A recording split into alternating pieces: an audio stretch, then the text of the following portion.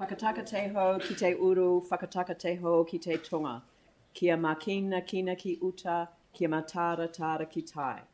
Ehi ake ana te atakura, he tio, he hoko, he hohu, tihe, mori ora. Kia ora, everyone. Welcome to the council meeting where we will discuss a proposal to increase the Te Kaha budget.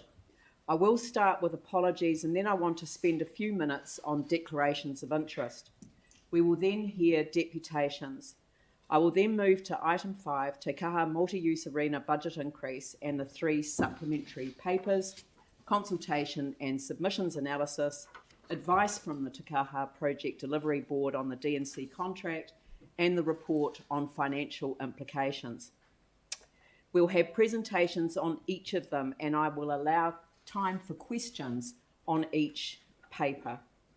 I will move the resolutions from the chair and we will debate the issues. I have asked councillors to give me advance notice of any amendments or issues that haven't already been raised so that I'm able to run the meeting productively without being blindsided. If anything of this nature does occur, then I will adjourn the meeting and seek advice. When I come to declarations of interest, I hope that you will understand why.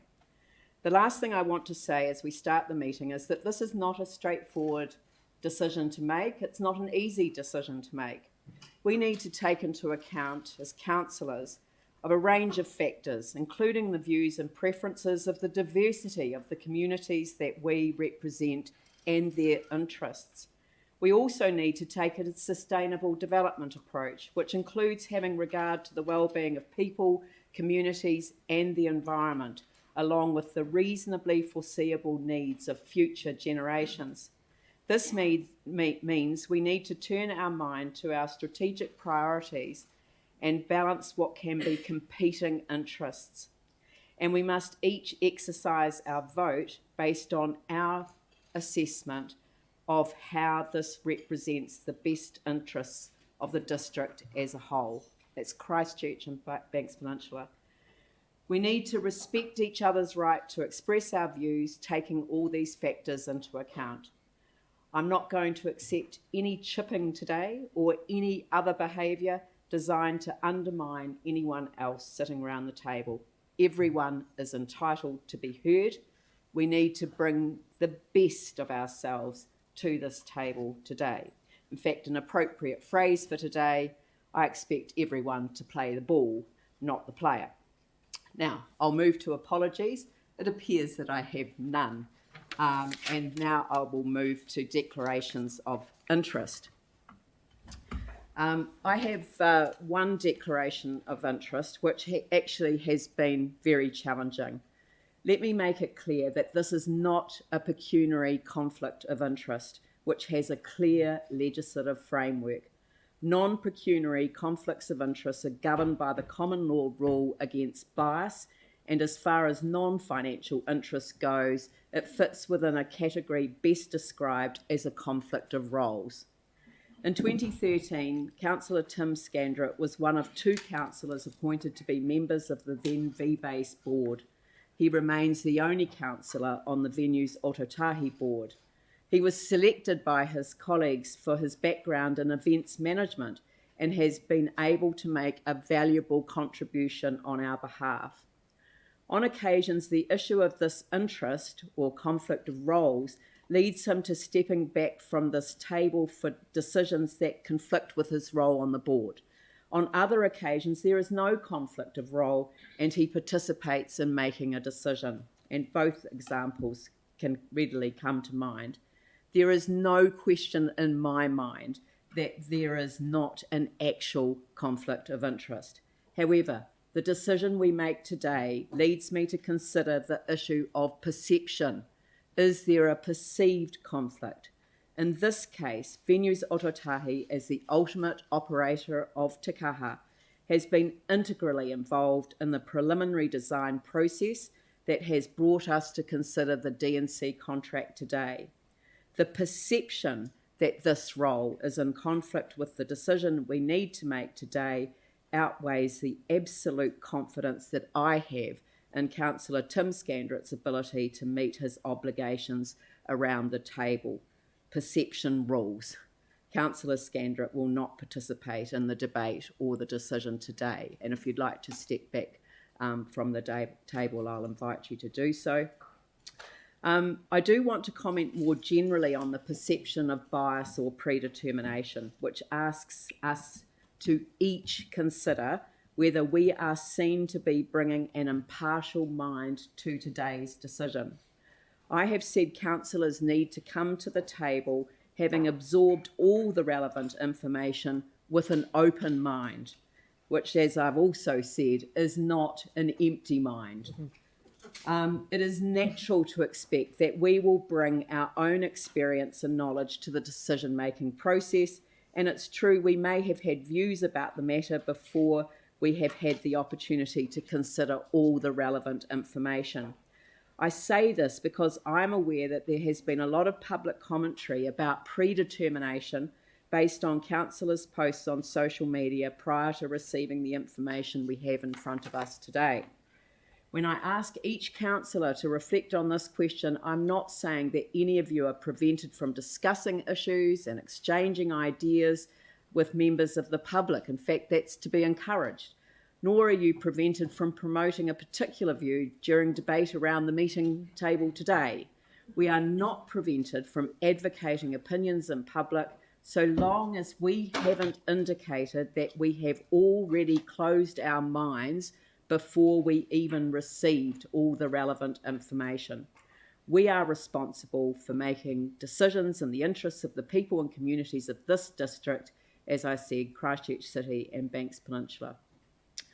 I actually haven't looked at individual councillors' social media posts. Life's too short. I know you have all been well advised of your obligations in this regard, and that the responsibility lies with each and every one of you personally. What I will say is this: I certainly wouldn't want to be the one that sees the council's decision today referred to a higher authority. So on that note, are there any additional declarations of interest? There appear to be none. So now I will move on to deputations by appointment and invite Peter Morrison from Hospitality New Zealand to come forward.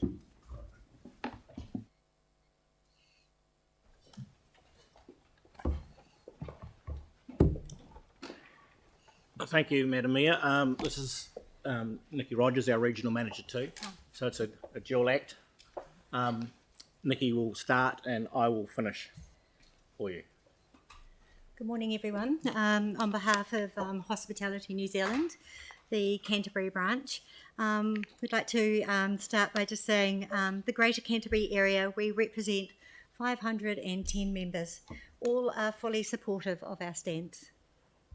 We're here to advocate for the going forward at top speed, the 30,000 permanent seat high-spec stadium with concourse to enable us to attract and confirm international music and sports events and tournaments. This will certainly help cement Christchurch as a desirable place to live and consequently attract more businesses to base themselves here and more residents to live. This obviously means more ratepayers, and this helps offset the increased cost of the additional 150 million. This, in addition to the extra revenue these larger events will generate for the local economy. Councillors, we entirely sympathise that you are asked to now make a further decision. You now have more facts around the 150 million price difference and that it can be met. I want you to remember that your own Christchurch International Airport, that is a vital asset in your Christchurch Holdings company. It relies on getting more persons through its gates. You also own Littleton Port, that is forward-thinking, allowing for bigger ships. You and Otakaro have spent billions to revitalise our city. You both have given us the following first-class facilities: Margaret Mayhew Playground, Tauranga, our public library, Tipai Convention Centre, which is now open and booming, Parakori Recreation Sports Centre, opening at the end of this year, Hagley Cricket Oval, all first class and future proofed for the city's next 50 to 80 years. In August, Hospitality New Zealand will sponsor the Grand National Hurdles at Riccarton Racecourse. They have just heavily invested tens of millions in an all-weather track for the South Island, again, future-proofed. Sadly, there appears to be little vision in this whole country when it comes to government and councils. They are reactionary, not progressive in their thinking. Sure, it costs money when it comes to building for the future, but remember, it will never get any cheaper than it is today. Councillors, these are exceptional times and demands exceptional leadership by you all. This is your chance to leave a legacy for the city. Do it once, do it right. Vote yes for today. Thank you. I've got a bit of technology here, just a minute. I'm not good at it.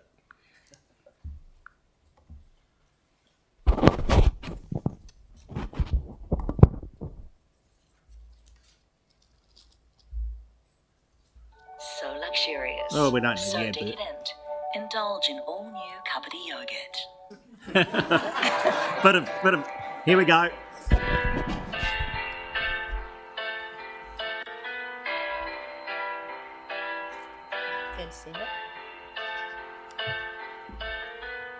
Imagine there's a stadium.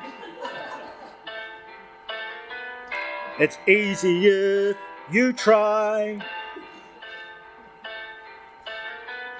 No empty land wasted. Above us only a roof.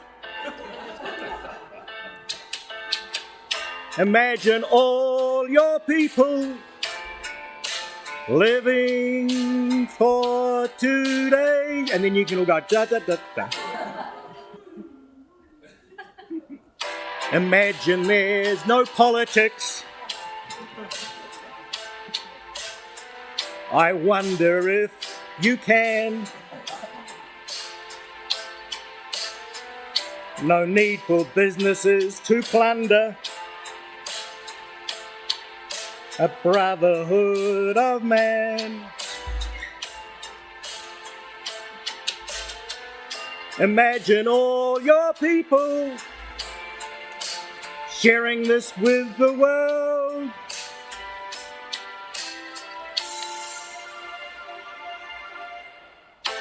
You may say we are dreamers, but we're not the only ones. 27,000. I hope today that you'll join us and the city will move on as one. There you go. Any questions? Our chief executive. My apologies to the late John Lennon.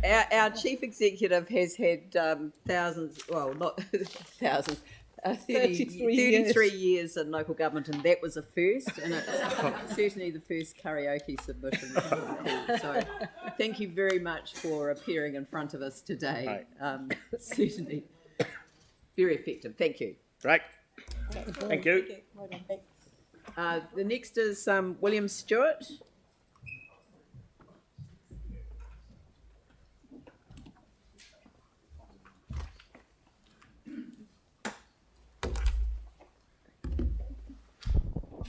Sure. Hopefully the mic's going to work. Yep. Not expecting to be very popular today. I'll get straight into it. So New Zealand has a strong history as a sporting country. This dates back to a time where that was the main leisure activity. And, you know, coming from the 90s myself, our entertainment choices were 3 channels on TV. And if you were rich, you had a VCR. Or you could go outside and do something with people. We now live in a world where there is the internet. There are video games, there are online streaming video, there is social media. No longer are we restricted to 3 channels on TV. We can literally access anything, anytime in the palm of our hands. That obviously results in a change in the way that we spend our free time. Past performance is not a measure of future results. There are many trend lines that show a decrease in sporting as the main leisure activity. I only have 3 minutes. I won't go into it too deeply. I'm sure that many people have looked at this. These are just a few. Rugby, the national pastime in New Zealand, has falling participation rates, the next generation of players, and it's not just the players. Stadiums across the country and across the world face falling attendance even before the pandemic. And with the possibility of future pandemics on the horizon, that could only grow greater. With so many other activities on offer, we need to understand that it's natural that stadiums will face a reduction in use and in need. Future generations will continue, if not accelerate, this decline. There are many things that would bring the city greater economical benefit and better people's lives and build for the future than a $700 million facility that caters towards the needs of the past and the wants of a few and condemns the future to follow. I'm not saying we shouldn't fund sporting facilities, but I don't think we should fund it to this scale. I think that spending some money on improving the existing facilities would be a far better use of funds. And I think that we need to think about, in the concept of the current stadium costing us $1 million a year compared to $700 million for the stadium, are we going to get 700 years of use out of this facility? Thank you. Thank you. Just one question, because you raised Gen Z, was it? Gen Y and Gen Z, their trajectory on esports is quite different from what you've just shown there. Do you have any knowledge about that? Most of the data I've looked up in the time I've been looking at this presentation does show a decline from the 1980s. And my concern is that a lot of people making submissions are tracked into that way of thinking. And I'm not, trying to throw stones at anyone, but if you come from a generation where sports was a huge part of your life, then you're going to be thinking that's the way forward. I'm thinking esports, where you get 30,000 come to a stadium and millions online. Definitely, but we're not going to necessarily have that event happening in Christchurch very often. And the other thing I didn't even mention is that with the Dunedin Stadium, if Christchurch goes and builds a new stadium, we're going to be taking away revenue and use from that, and we're going to be fighting with them. Thank you very much for your presentation. Thank you. We've got Crusaders and Canterbury Rugby together.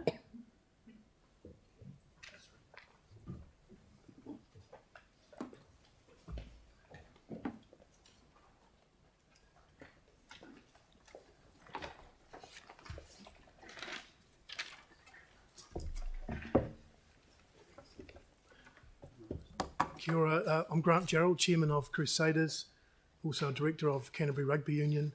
Colin Mansbridge beside me, CEO of Crusaders, and Tony Smale, CEO of Canterbury Rugby Football Union. But two of us will be addressing you today. So tēnā koutou, Your Worship, the Mayor, Councillors and CCC staff, thank you for allowing us to present to you this morning. Today, Council has the privilege to be able to approve the go-ahead on the construction of Ōtautahi's multi-use arena to Kaha. The name in itself, to me, says it all. Be strong. Crusaders understands how momentous a decision this is for Council. As the Mayor has said, and even earlier today, on many occasions, decisions like this are never straightforward, financially or socially. Cost escalation was always going to be a risk when the project commenced. No one foresaw the severity of the ongoing impact of COVID, Ukraine, other inflationary pressures. In fact, in the past 10 years, inflation has counted at 25%, which essentially is 130 million of 683 million for the cost of the multi-use arena. While options have been offered to Council to consider, naturally, and in the interests of our fans and supporters and those of other sports and major events and the community at large who support events, we're urging the Council to adopt the option to proceed with the multi-use arena. Stop altogether after all that has happened and the investment being made to date seems unrealistic, as does pause and reevaluate. There are several reasons we urge Council to affirm continuation of the project. Today, Council can make a decision to complement Te Pai and Parakori, the Metro Sports Facility and the Convention Centre, and make Ōtautahi whole again.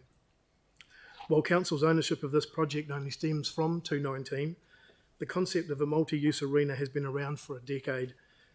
For that whole time, we have all tried and hoped to continue to see this project foster for the benefit of our city, befitting Ōtautahi status as number 2 city in New Zealand.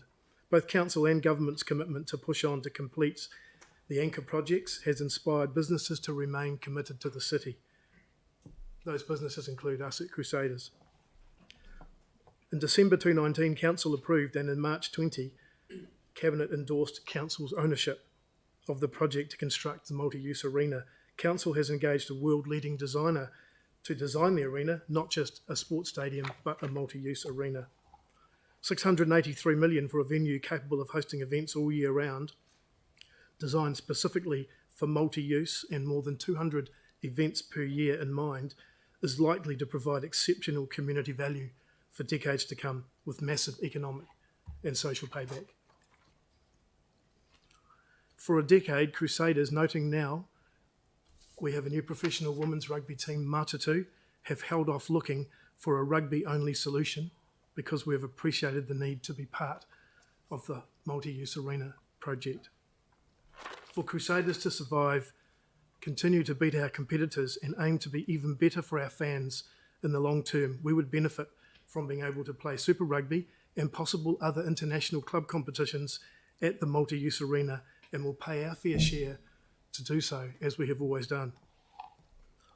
We don't represent New Zealand rugby, but we can speak to the incredible desire we know our fans will have to see the All Blacks and Black Ferns playing in Christchurch more regularly. Finally, we believe the Kautui Consortium have extracted as much uncertainty as is practical in the environment with a fixed price contract. Around 8 out of the 10 people who responded to the consultation urged or sought council to proceed.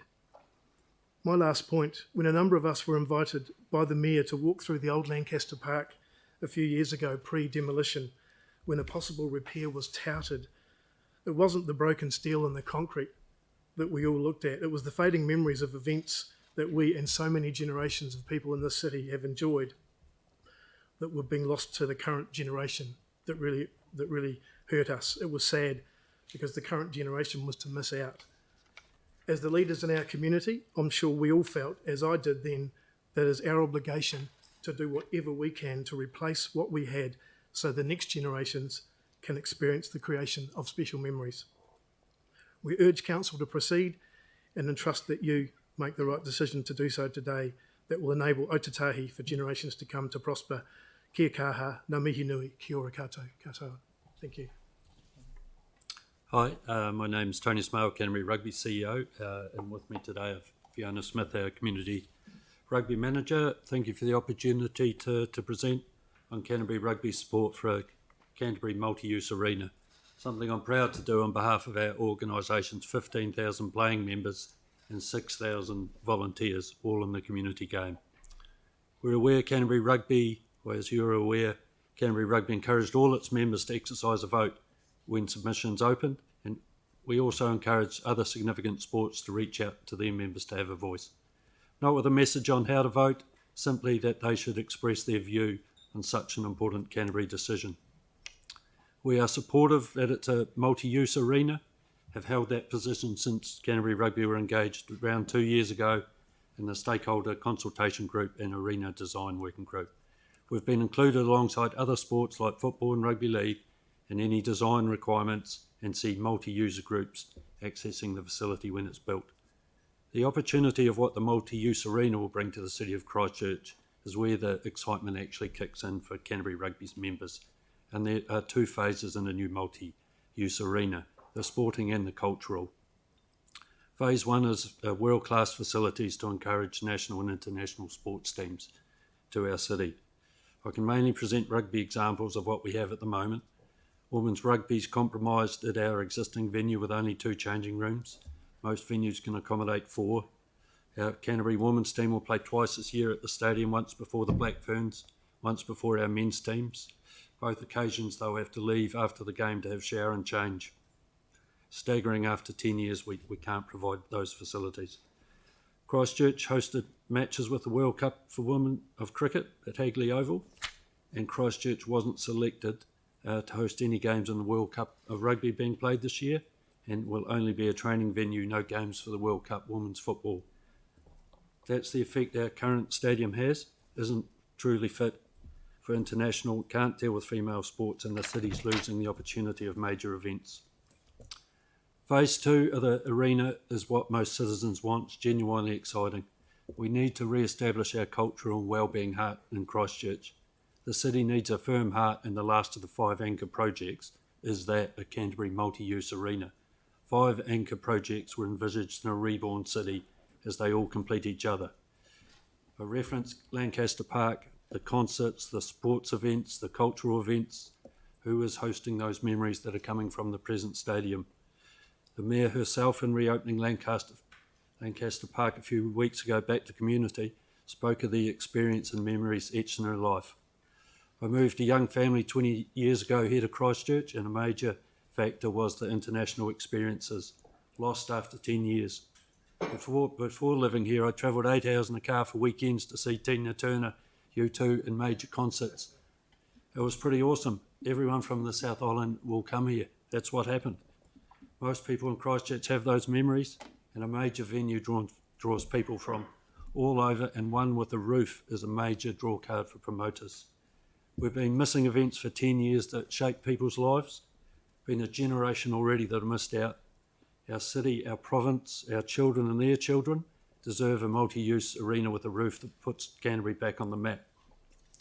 Wish you well in your decision today. The submission voters have signalled a strong intent, and from Canterbury Rugby we only see one outcome, but to support the build of a multi-use arena starting tomorrow. It's been 10 or 11 years. Thank you very much. Thank you very much. Thank you for your submission. Or deputation. The next one is Helen Broughton, who's online.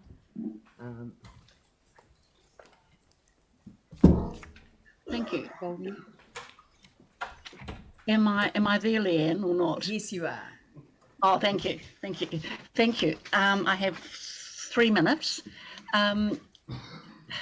I came in because I was involved with the cost sharing agreement in 2013. I was there on the final day when it was signed, and I recall being in the Mayor's Lounge with Mayor Bob Parker, Ian Thompson as a senior lawyer, and Tony Marriott, the CE.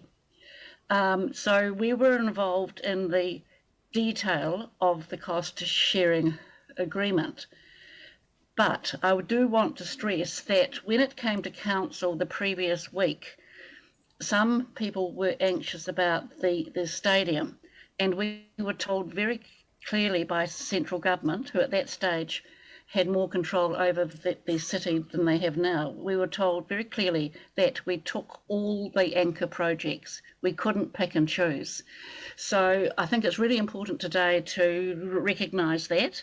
There was 2.9 billion from central government, 1.96 billion from council, and we actually took all those projects on and signed that agreement. And I do think we have to live with that agreement. I think you've done some updating in 2019, but from what I read, it's much the same for the stadium. The second point I want to make, that any costing we had at that time would have been the best estimate of costings. There was no detailed design. So it's not surprising that there's an extra 500 million which you have approved to go onto the actual cost, because you've done a detailed design. So you're left now with an extra, I thought it was 100 million, and it could be 150 million. I just think you need to bite the bullet and do this. If it had been done earlier as planned, you mightn't have that extra 150 million, but it was moved out to the 2015-2025 long-term plan. And I think everyone who's doing construction now has costs. So how do you do this?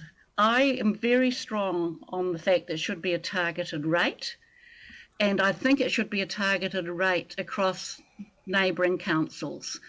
I have checked with ECAN, and ECAN can legally do a targeted rate. There's no legal barrier.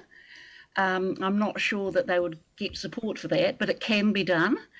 And I think that 150 million needs to be a targeted rate across Canterbury if you can achieve that. Thank you. Look, thank you very much, and you've just come in within the time that's been allocated. Much appreciated. Glad to hear Thank you. that you were there. You were in the Thank room you. when it, Yes, you were in the room when it happened. at the time. Okay, thank you very much. The next submission is Josiah Tualama Maliki. Sorry. Thank you. Malo lava, Madam Mayor and councillors, it's great to see you all. And as you consider the further funding of the stadium today, I know I've emailed you, so you've got that in our community submissions over the last little while, but we would just ask that collectively you'd make a recommendation that resources the Pacific community participation in any future option. And can I please mihi to Nigel Cox, one of our Pacific community members who's been involved and is helping with this process. But I feel like it's been a challenge for Nigel to be able to do all that he'd want to do because of some of the resource challenges that he experiences. And just to be clear, we haven't talked about that. That's just my personal observation. On October 23rd, 1969, Trinity Congregational and St. Paul's Trinity Presbyterian Churches merged, and with the Pacific Island Church congregation took up that site on the corner of Cashel and Madras, a very important Pacific site. This became our Pacific Village here in the city. It was our point of engagement with the council, and it was where our dances, our community celebrations took place, our fundraisers so that our community could participate in national experiences. It's where we shared our grief at some of the losses of our mātua, and some of the mātua we acknowledge there, I'd just like to name in this conversation, Mama Tafunga of the Cook Islands community and Reverend Lapana Whaletolu. This land for us is tapu, and this has continued right through until post-quake, till as a Pacific wellbeing hub, which obviously during the earthquake period we couldn't access because because of the cordons. But even though the church buildings and the building itself ended up being closed, the community hall has been that place of connection for the community up until the last service and the last community events on February 4th, 2018. And Aotearoa, as we know, is a Pacific country. It's great to see the Prime Minister and the country at the Pacific Islands Forum trying to help deepen our relationship and our whanaungatanga in the Pacific. This is the second largest Pacific city in Aotearoa. And if this goes ahead today in whatever form, this is going to be on a site of Pacific connection. And also the congregation that formed became a multicultural congregation. And almost on the cusp of 50 years of occupation and sharing of that site. So I think, and I take the comment from the Crusaders, fading generations of memories, and that's at risk on this site too. So please, whatever decisions you do make, can you make a recommendation that the resources that haven't been there, and I know there's been support from this level, but there's some things have gotten stuck. Can you please help enable our aspirations for the design and the use and the long-term effect of this, and please help be a guardian that our community stories don't get lost in this place, and that can then be a connection for the Pacific region and for the world. Tofte. Thank you so much for that. And I just think I think you mentioned that the kinds of Pacifica events that could be held there that then wouldn't be weather dependent. Do you want to just reflect on that for a minute? Yeah, sure. One of the most significant events that takes place in the city is our Polyfest.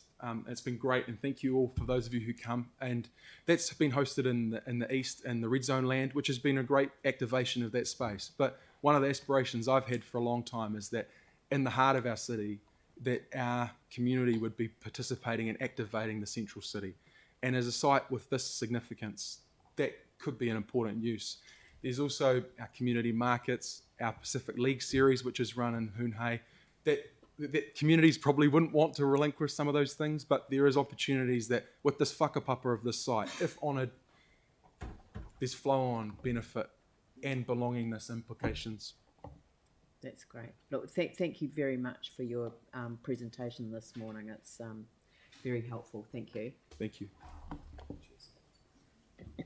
And the last of the submissions is the Central City Business Association. Oh, Annabelle. Hello.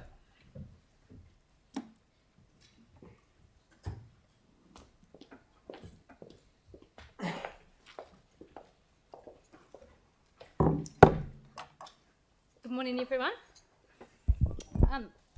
The Central City Business Association strongly believe that the council should proceed with Te Kaha in accordance with the scope agreed back in August last year.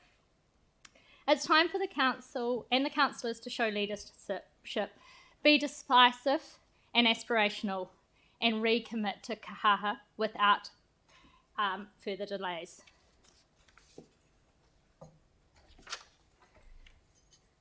It would be a world-class facility of which the city and the region would be very proud of. It would complete the city, and it would truly make Christchurch a city that shows that it loves art, it loves sport, and it means that the city is a world-class city for generations to come.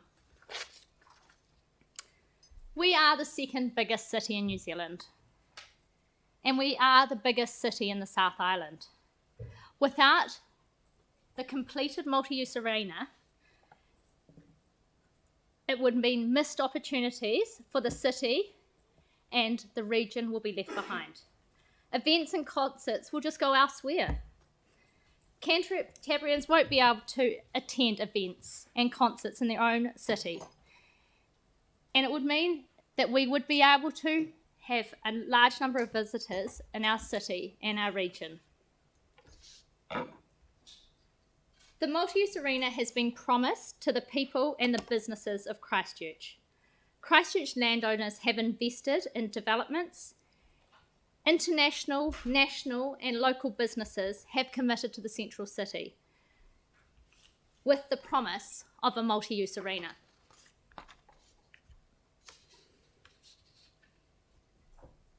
Te Kaha would give landowners, funders, prospective tenants confidence to commit to the central city. The council would further benefit with private development. Those vacant and derelict sites will be developed, and development will increase the rateable value of properties, resulting in an increase in the council's annual rates. It is necessary for supporting long-term economic prosperity of Christchurch during the construction and once completed. The facility is going to create jobs.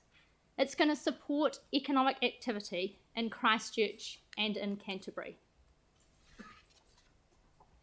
There is no cheaper time to build Te Kaha than now.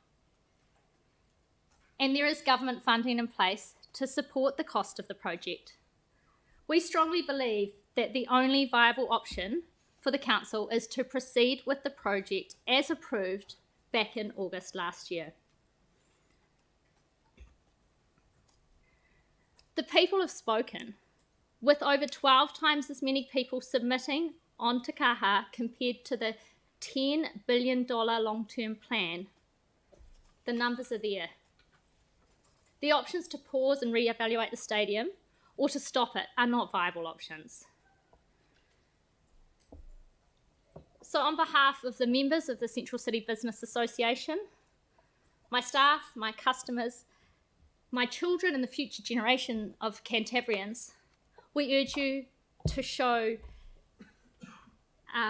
your decisiveness, to show ambition for the future of Christchurch, and to accept the cost increase now that you've secured a fixed price and deliver us a fit-for-purpose, world-class facility that will benefit Christchurch, Canterbury, and the future generations of Cantabrians.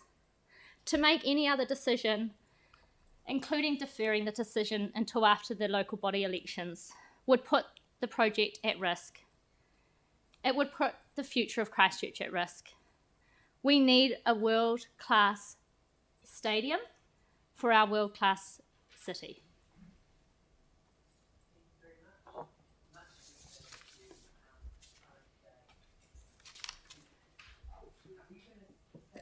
Oh, I was just supporting.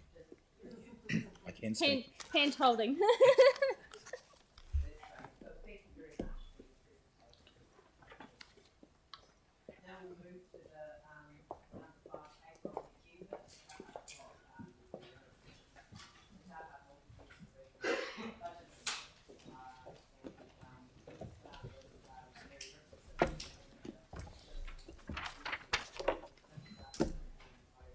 Great. Thank you very much. I'm just going to walk through the decisions that need to be made today and some background. And Barry Bragg, the chair of Te Kaha board, is with me because the primary advice is coming from Te Kaha board as well as some staff. Morena. So just to reiterate, the decisions that you're being asked to make today are first to receive the report containing the information, and then the recommendations from Te Kaha board. Those recommendations are to improve the overall total budget cost for Te Kaha to 683,165,830, and noting that this is the total budget cost. So it includes the DNC contact price and also the other costs associated with the project. So it's not the DNC contact, it's the total budget price. Noting also, and when Barry speaks to this later, he'll be able to outline this, but it also includes contingency. Then the other recommendations follow on from that, which is about appointing B6 WATPAC, delegating authority to the CE, the Chair and Deputy Chair of Finance and Performance, to sign off that contract, and then approve delegations and acknowledge and confirmation from the Crown via the Treasury, read the project assurance point. So the key recommendations, they were in the supplementary paper attachment B. Your decisions today are being based on community views. So those are the community views that you received via the consultation. They're also reflected in the community reviews that you've received on other occasions, investment case, the petition, and then other views that you have heard from the community about different aspects of this. It is also based on the advice from the Te Kaha board, from independent legal advice, from advice around risk insurance, from considerations of the financial impact, and also from other considerations you'll have to make. For example, things such as opportunity costs, sustainability, other issues. So those are all the things that your decisions will be based on today. Just want to touch, and I won't go through this clearly, but just to clarify some misunderstanding that's been circulating around in the media. Council took on the responsibility for this project in March 2020. On taking on responsibility for that project, there were two things. Tony Smale acknowledged one of them. We engaged and brought in key partners into this project, and we actually thank them for their involvement in since then in the project. But also, Council appointed a project board to lead the project. In July last year, there was the first indication of an increase in costs coming through, or sorry, June. In July, you made a decision to try and contain those costs by reducing the seat numbers. But in August, and that was based on a lot of community feedback and advice around economic benefits, you decided to increase and return that seat number to the number that was in the investment case.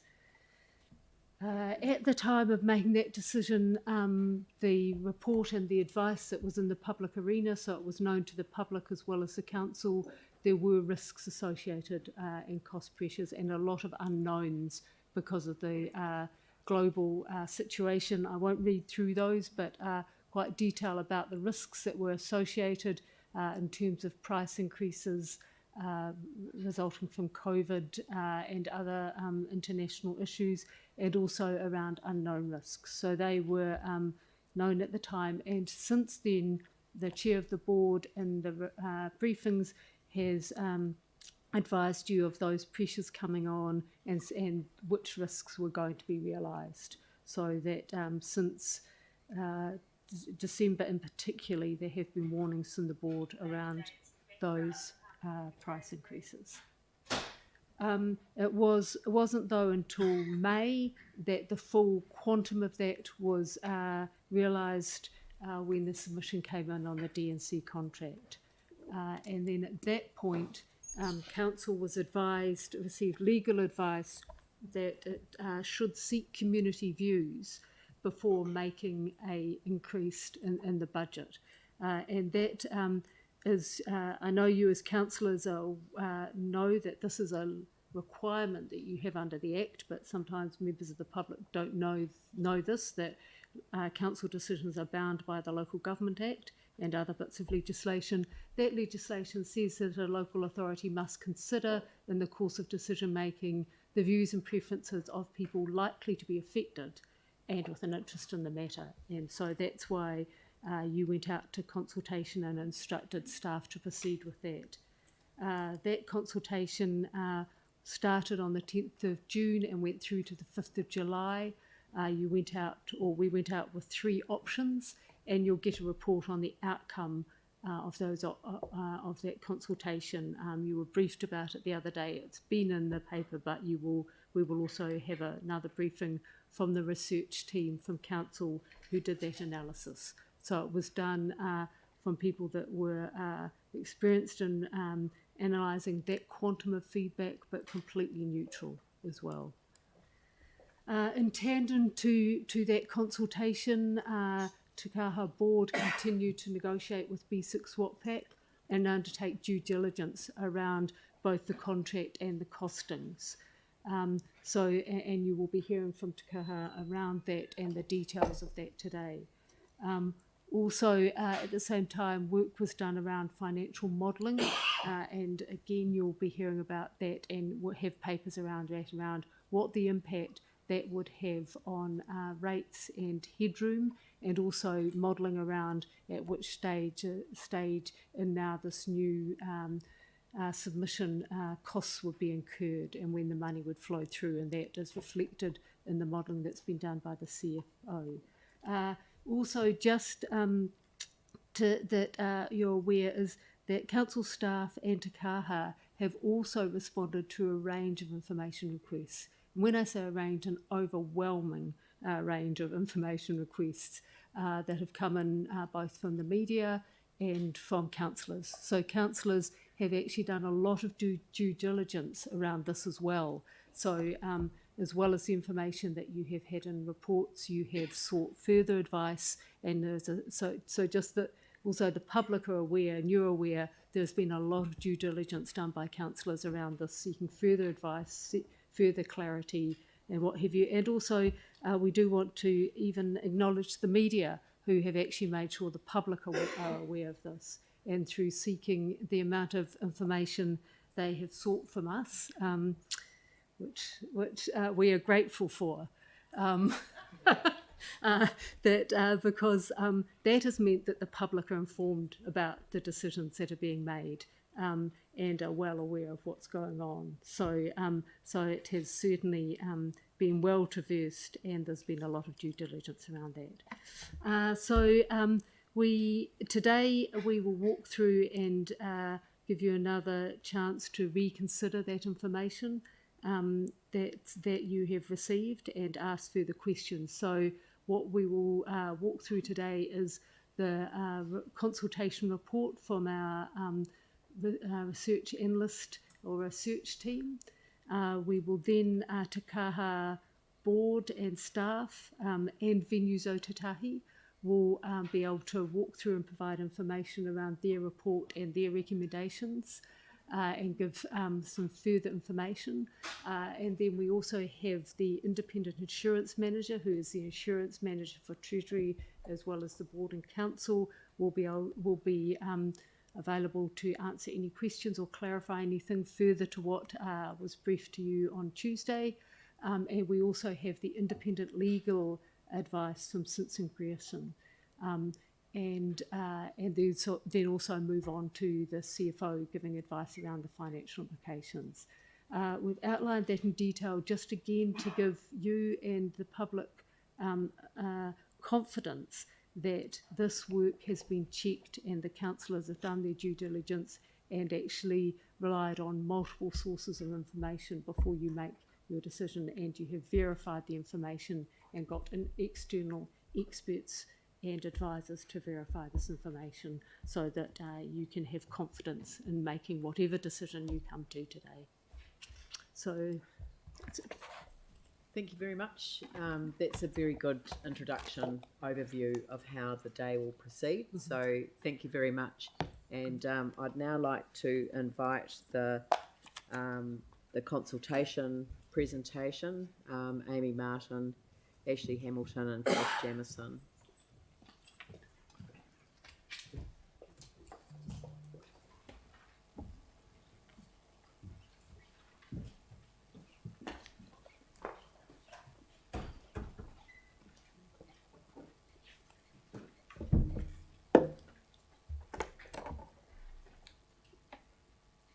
Good morning. Morning. So what we're going to do now is run you through a summary of what we heard from submitters over the consultation period. We'll start with a bit of demographic information around who we heard from, some breakdown of the results by demographic, and then we'll move into some of the more thematic analysis. Great, so who did we hear from? So the submission timeline, consultation opened on the 10th of June, and we saw an influx of submitters upon opening of consultation. This petered off towards the middle of the consultation and then picked up again towards the end, closing on the 5th of July. So we had a total of 30,575 submissions. Submitters were required to provide their first and last name, an email address or phone number, and their residential address when making their submission. Where these details were not provided, a submission has been deemed invalid and has not been included in the final analysis. Where multiple submissions from an individual were identified, any additional feedback was merged into the first submission received from that submitter, and the additional submissions were removed. Multiple submissions on behalf of a business or organisation were treated the same way. Where submissions submitters own multiple properties and had made submissions on behalf of each property, they were also merged into a single submission for analysis and reporting purposes. Where submitters provided more than one submission with different points of view, they were contacted and asked which one they would like included, and any other submissions were removed. So that meant that 501 submissions were removed, 87 were invalid, and that left us with a total of 29,987 submissions. So looking at the demographic breakdowns of the submitters, we heard from around 6% of under 25-year-olds. This group was underrepresented compared to the city population. Those submitters aged between 25 and 79 years old were overrepresented, and over 80-year-olds were slightly underrepresented. Looking at the gender, we have 58% who identified as a male, 39% who identified as a woman, and 0.5% who identified as non-binary or another gender. Looking at the ethnicities, 88% were New Zealand European, 5.7% were Maori, and 1.1% were Pacific peoples. So in terms of the geographic breakdown, there's a big table on the left there which you can't see very well in the slide, but it's in the full report.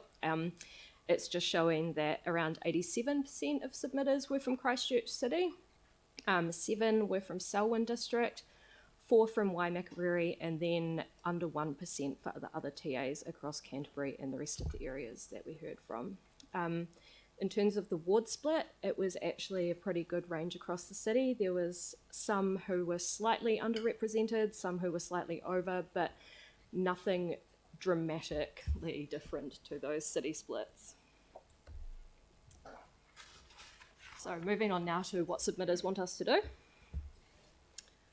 Great. So overall, 77% of submitters would like to see us invest up to an additional 150 million to enable the project to go ahead as planned. 15% would like the project to stop altogether, and 8% would like to see us pause and reevaluate the project. Submitters from Selwyn and Waimak tended to be more supportive of investing up to an additional 150 million. Strong support from other territorial authorities across Canterbury region and the rest of New Zealand to invest up to an additional 150 million. Submitters from Christchurch City tended to be slightly more in favour of stopping the project or pausing and re-evaluating than submitters from the wider Canterbury region and other areas of New Zealand.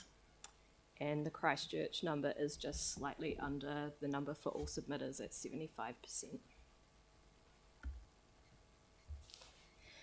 So this is a bit of a ward breakdown of the results. We've given you an indication in the table as to whether the results were above the city result, below the city result, or around the same.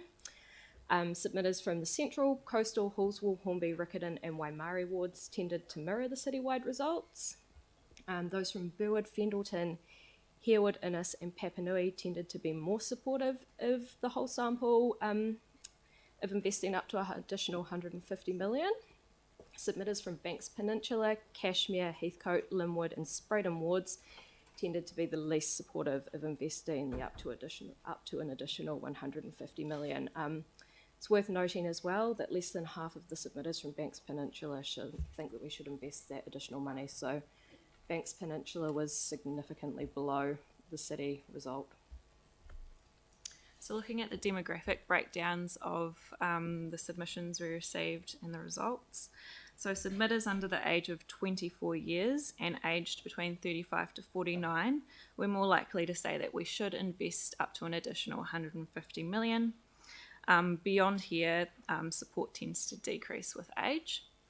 Submitters aged between 65 and 79 years and over 80 years were more likely to say that we should stop the project altogether or pause and reevaluate the project.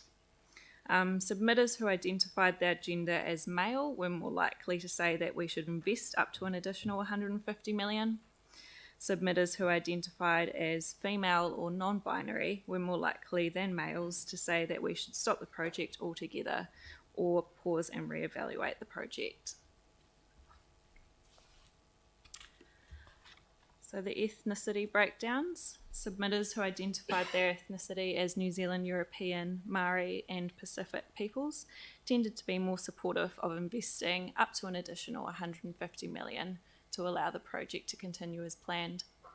Those who identified their ethnicity as Asian, Mila, other European and other were more likely than other ethnic groups to say that we should stop the project altogether or pause and reevaluate the project.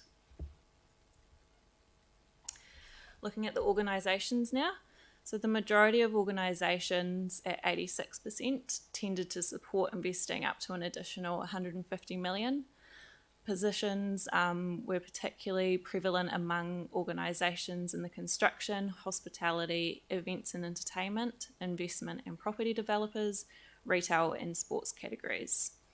The interest, lobby, industry and community groups tended to have more of a mixed view, and submissions from political organisations and groups fell into the pause and stop categories.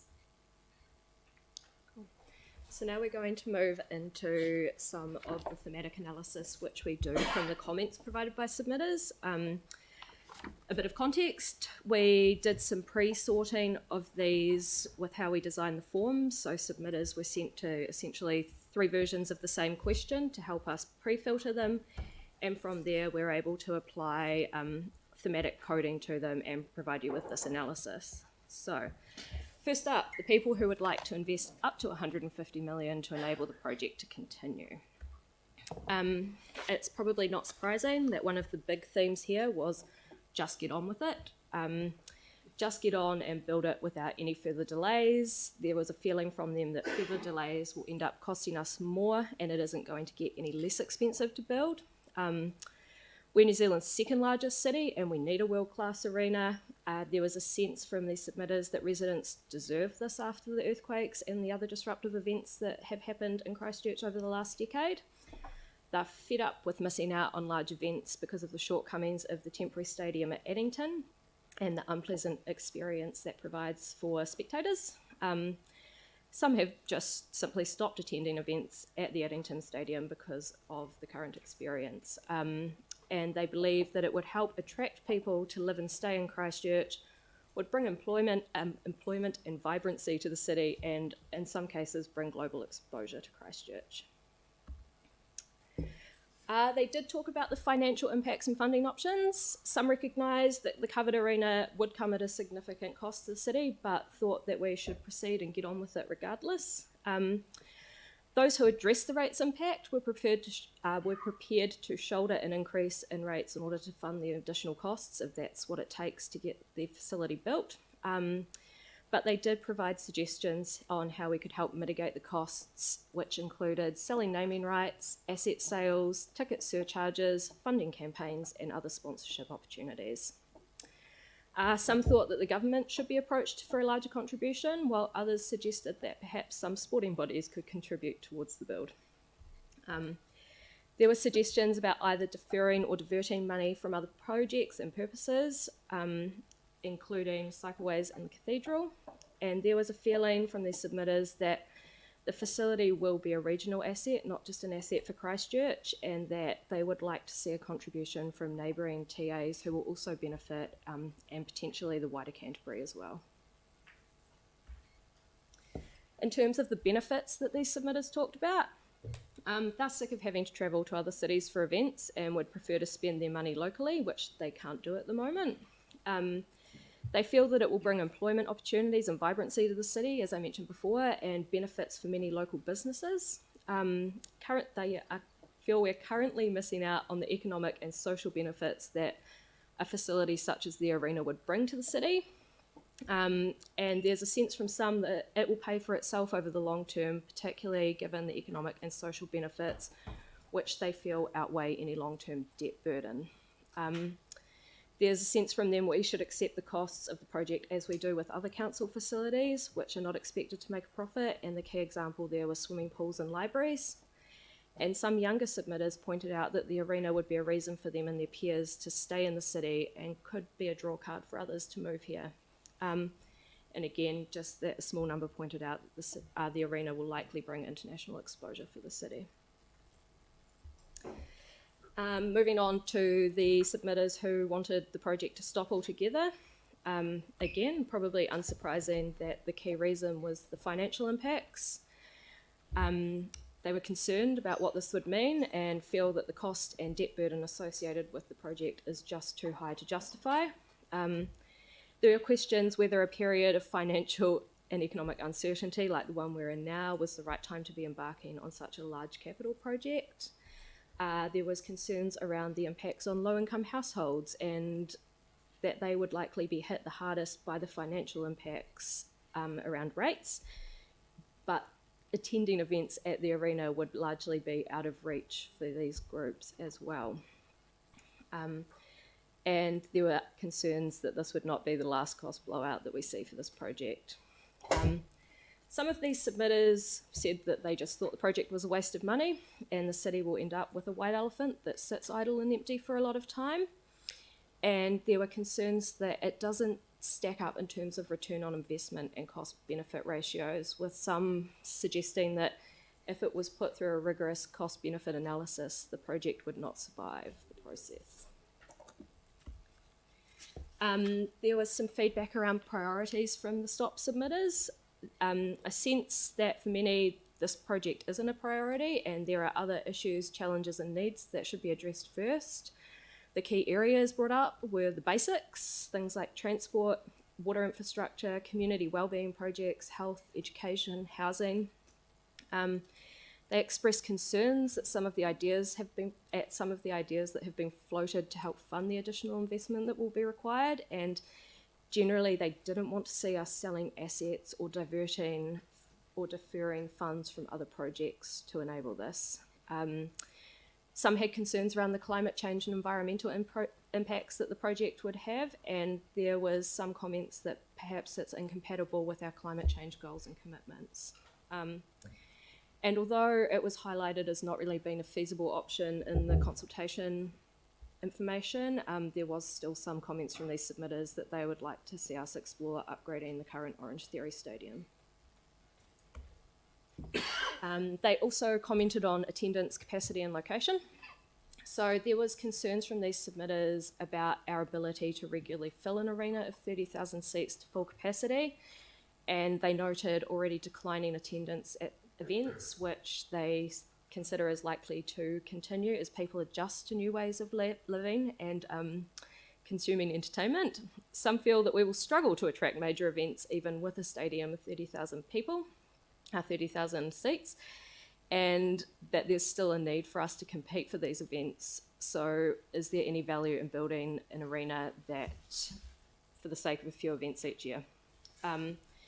There was some acknowledgement that the city does need a new arena from these submitters, but just not the one that we have planned currently.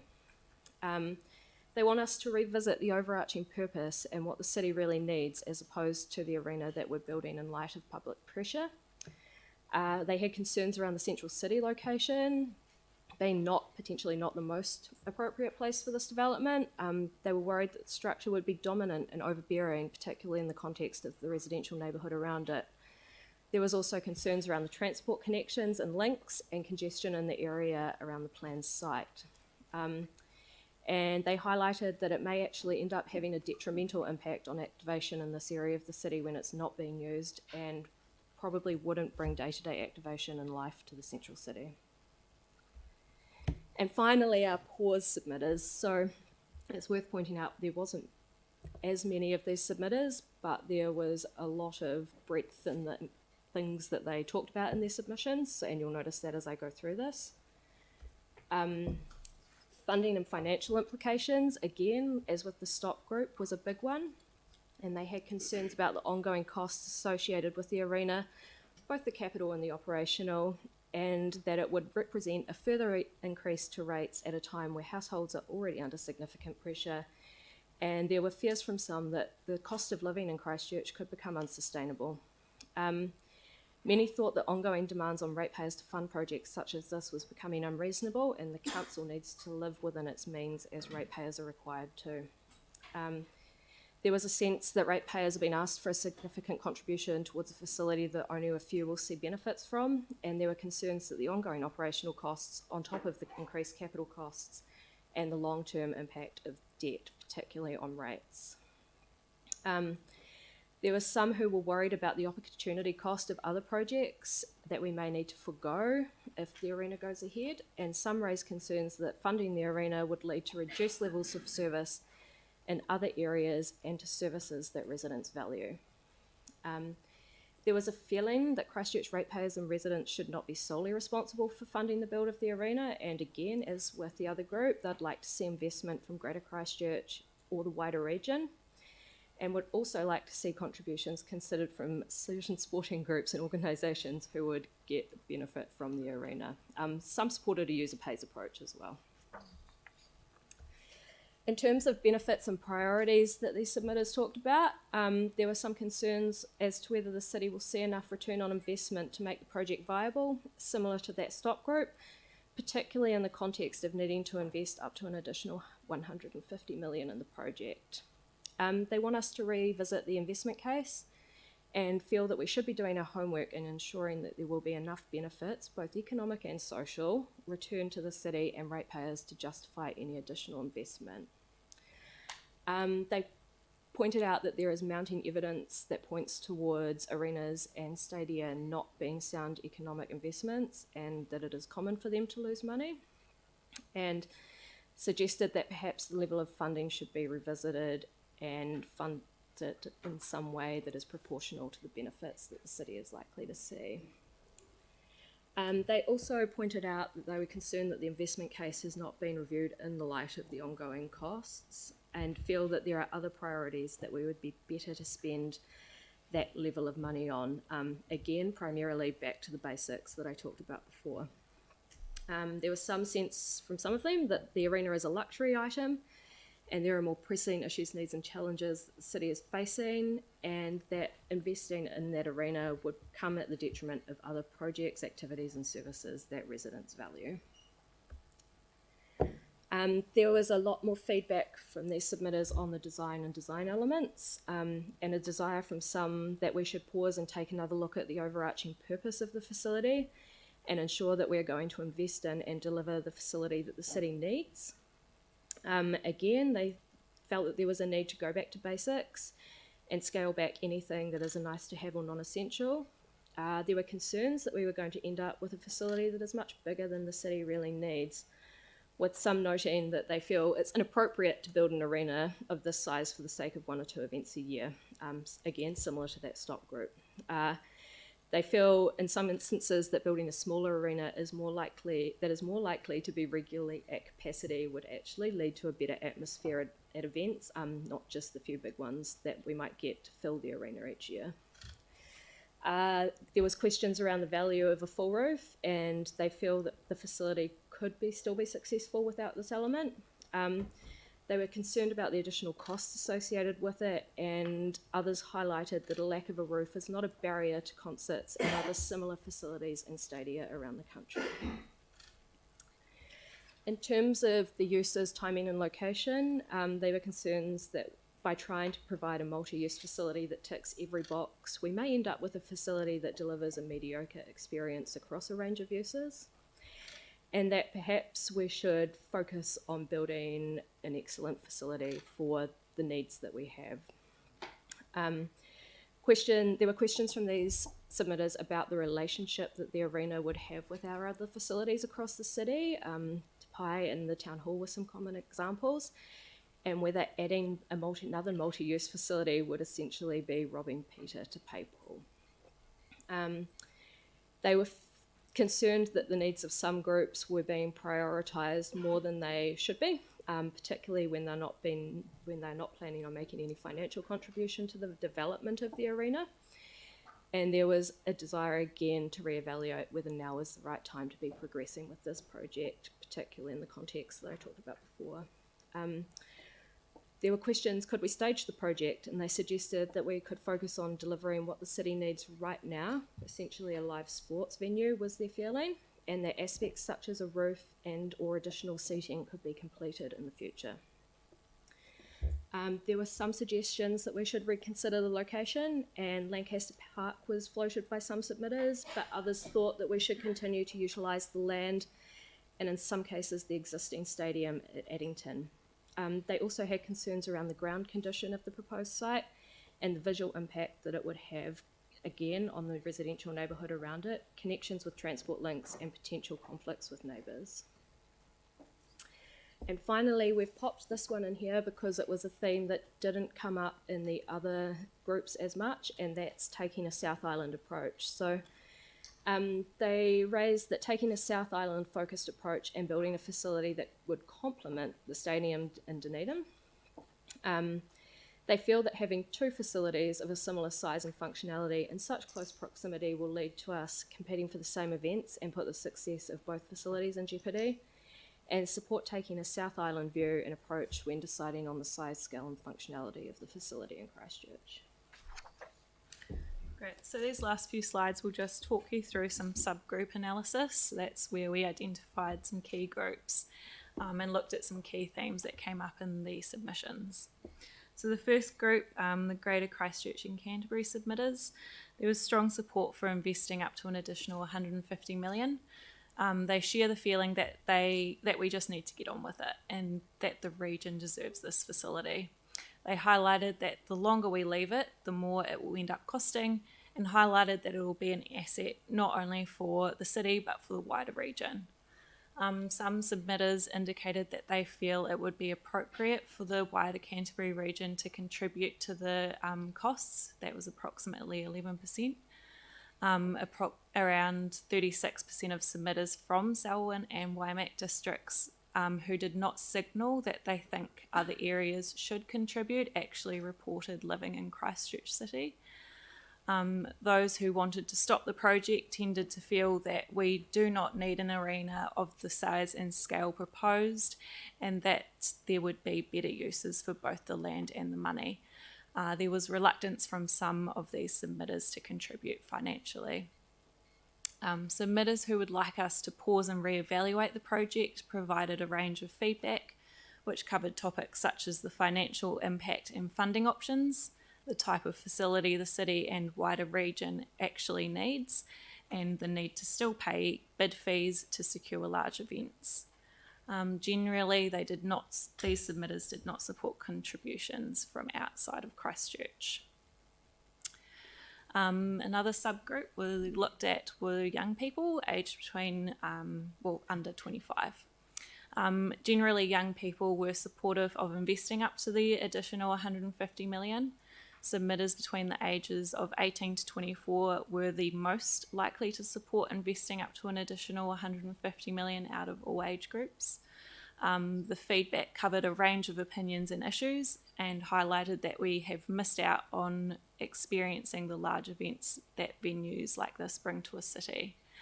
They think that it will contribute to the atmosphere of the city, making Christchurch a more vibrant and exciting place to live. And as with other submitters, there was a strong message that we should just get on with it. From those who thought that we should stop the project altogether, they generally felt that the benefits would not outweigh the financial impact. Some signalled that young people will shoulder most of the financial burden from the debt required to fund the build. And the feedback from young people who thought that we should pause and reevaluate tended to focus on the design and design elements, including the roof and capacity. Those who provided feedback on the size and capacity of the arena tended to feel that we should be developing something even bigger than planned to cater for our future population growth. And then finally, our international submitters. So they echoed what we heard from other submitters who support investing up to an additional 150 million so the project can proceed as planned. They questioned why it was taking so long for work to begin on the arena, and some indicated that they moved away from the city because of how long the rebuild was taking. There was a number who mentioned that Christchurch is their home, and they wanted to see the council make bold decisions and have a strong vision for the future of the city. There was a small number that indicated they were looking at returning to Christchurch and that they would like to see the arena proceed. And it was not clear whether the decision on the arena would have any bearing on their decision to move back to Christchurch, but they did agree that the arena was required to make Christchurch an attractive place to live. That is that. So that's a bit of a roundup of what we heard. There's a lot more detail in the report, but those are some of the key things that came through quite strongly across multiple groups of submitters in a number of cases. Thank you. Before I go to questions, and we'll have questions and then we'll break for morning tea, but I just wanted to, acknowledge the extraordinary amount of work that you've done in a relatively short space of time. To deal with that number of submissions, to analyse them and to present them in this way is gratefully acknowledged by members of the council, but also, it really is significant. So my first question, I'm not going to direct to you, I'm going to direct to Helen White, our legal counsel, just to be clear. So we've had, over 30,000 submissions. None of us has had time to read them all. I know that many of us have gone through, quite a few of them to pick up the flavour but most of us have relied on the report. And I just wanted to know from a legal perspective whether we can rely on the analysis of the submissions just to give us the views and preferences of our communities, our diverse communities, as required by the Local Government Act. Yes, you are. You are entitled to rely on the very thorough report that the specialist team of officers have prepared for you. There is no practicable way you could read all those submissions. That would take you weeks doing nothing else but that. So the Local Government Act does give you discretion in cases like this, where you've got urgency because of the construction market. This is not a statutory consultation. So in my view, the council is more than competent to make a decision today based on the information that is before you and has been available to you. Thank you. Are there any questions for the submissions team? Jimmy Chen. Okay, only one question, particularly regarding to the consultation process. But thank you for the comprehensive report. Very good, because if we review demographic, your slides in here, except the New Zealand European, the total population 72%. However, feedback is 88%. Under that, the Maori, Pacific people, Asian, Middle East, and other European, all those percentage of feedback or submitters is less than their percentage population. So how to improve this situation, reflect whether in the future, not now, whether it's possible, because this time we focus on is kind of repair, whether you agree to increase support or not, whether we can focus on repair household only or not, or census, etc. That's for the future, how to improvement. So I guess one of the big challenges that we have with consultation, I'm not sure if Katie's in the room, is that we do hear from people who are interested and invested in what we are consulting on, so that you have seen some of that here and you can see that coming through in the demographics. In this case, we do have an overrepresentative sample of New Zealand European submitters, and you can see that the other ethnicities are underrepresented. There's ongoing work to improve this, and it is something that we're aware of and are working to improve, but there's still work to be done. I don't know, Lynn, do you want to add anything? So, Councillor Chen, I think you've raised a really important point. As you're aware, we identified last year that we were not typically getting a representative sample of the community. We have been working with the Multicultural Committee to improve that, and obviously this is another example of where we still have some way to go in order to ensure that there's an adequate representation of all groups in our diverse community. Thank you. Sarah. Thanks.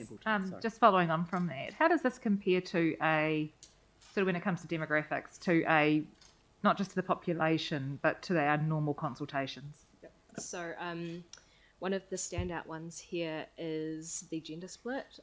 Typically we see an overrepresentative sample of females, and males are generally underrepresented. In this case, we have seen the opposite, which has been interesting. The ethnicities align with what we would typically see, and again we have that challenge with young people in the city and them engaging. I think what's really important here is actually the sheer volume of people under the age of 24 who submitted. So there's around 1,700 of them, which is more than we typically see, particularly across our survey program. But percentage-wise, would that be similar to what we would normally get here? So it's just the heightened. Yeah, thanks. I think the last one was around 4%, so similar. Thank you.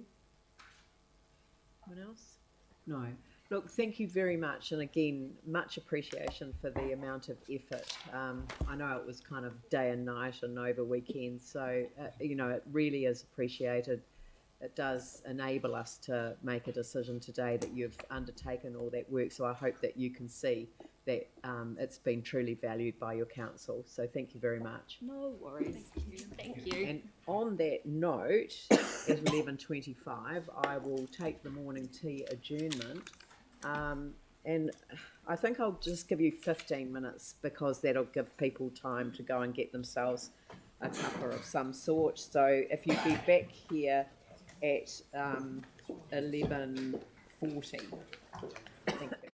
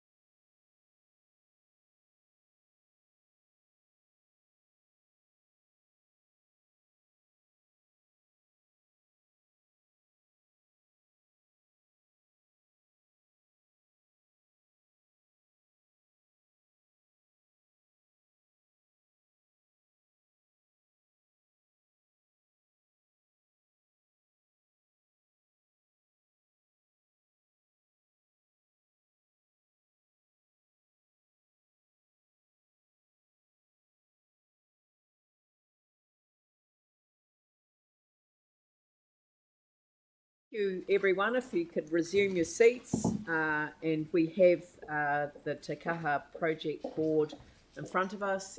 Barry Bragg, Caroline Harvey-Tier from Venues Otatahi, and we also have David Kennedy, who's the Te Kaha Chief Executive, but there are others in the room who can support this presentation when we get to questions. So thank you. Are you on? Are you online? No, just pop, that's it. You're on now. You are now. I just want to acknowledge we have other Te Kaha Project Delivery Limited board members with us, Jane Hidia and Nigel Cox in the audience. Richard Peebles is online, and also, as you mentioned, Mayor, we have Lisa Curran here from Simpson Grierson, answering any matters around the legal assurance, and we also have Peter Neman, who's online, as mentioned before, an advisor to the board, and also has provided the gateway review for Treasury under the funding agreement.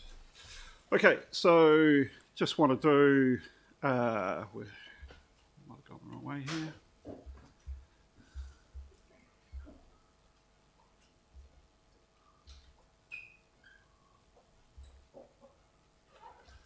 Okay, so the outline of the presentation is a quick recap, really just building on the recap that Mary gave this morning. Also, Carolyn will give a presentation around the developed design, reconciliation to the design fundamentals. Also want to acknowledge, and we may mention this later in the presentation, we've had a bit of time to reflect on the community consultation. I think there's a number of comments about the understanding of the project, and we will work forward on consultation and communication with the community to ensure they understand both the design and the contractual arrangements. After that, we'll give a quick summary of the D&C contract and cover off both the price, the program, some of the key terms, and talk through the assurance process we have been through, and also refer to the way forward. If we get a yes, we've got a project delivery organisation in place, and there are certain key fundamentals for the D&C phase, which will be high priority for both the board, the Project Delivery Limited, and VO. And then we'll come to the recommendations. So again, recap, there were three critical items at the beginning that were very clear to the board when we were appointed in September 2020. This project was a three-way partnership with Te Kaha Project Delivery Limited delivering the project in close consultation with Venues Otatahi as the operator. Jointly together, we have verified the scope as we have been working through this process. Second key requirement was regular, ongoing consultation communication with council. And thirdly, there are some key aspects of the D&C contract that needed to be achieved in order to make this recommendation to council.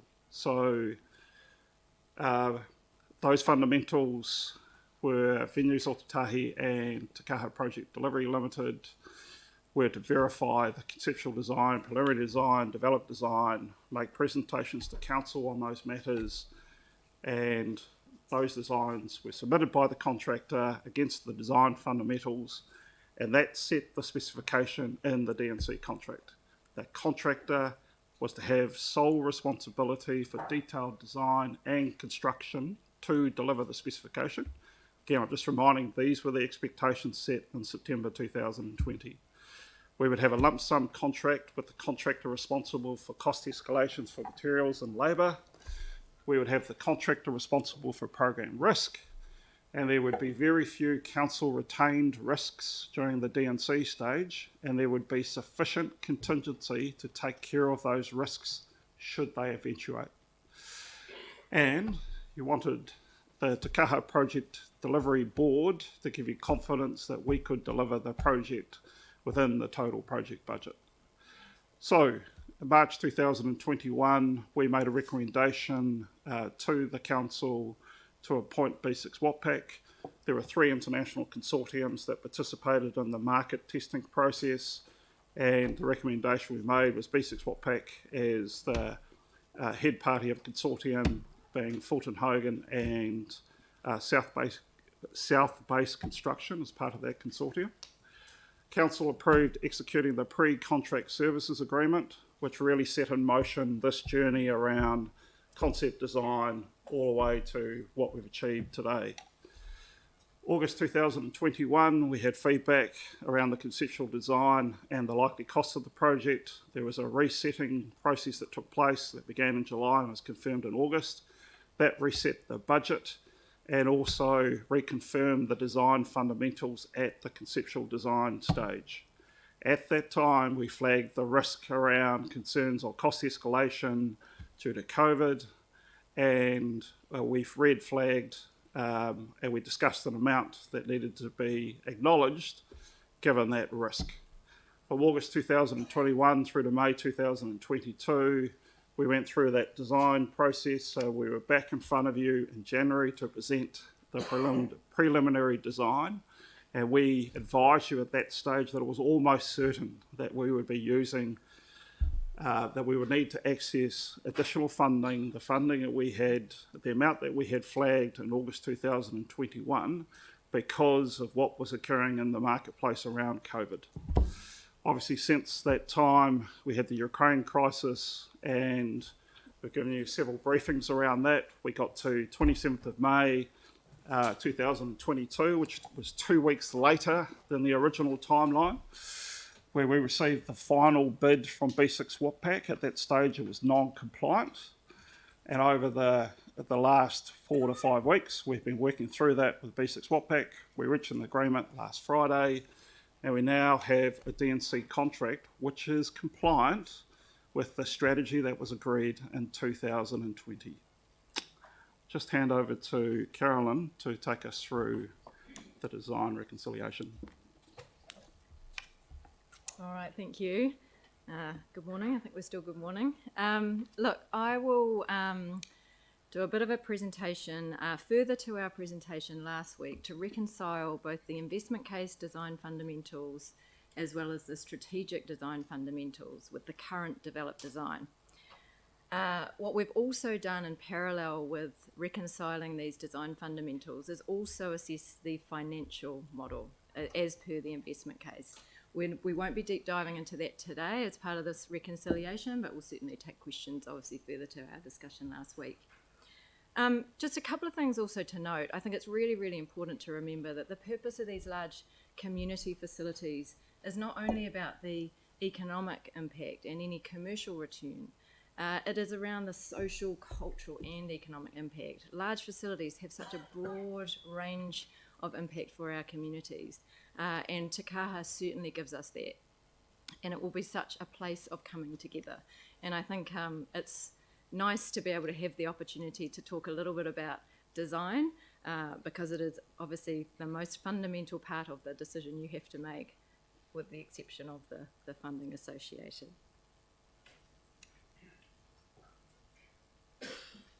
So just a bit of a recap on the investment case design fundamentals. So one of the main fundamentals was this was a multi-purpose arena. So not just sporting events, but entertainment events, community events, corporate events, and facilitated for an all-round experience with a covered roof. A rectangle field of play with natural turf. Obviously a little bit of a challenge at times with having a roof and natural turf, but it was certainly an aspiration for this arena, and one that will set this arena apart on a world stage. A minimum of 30,000 seats made up of 25,000 permanent and 5,000 temporary.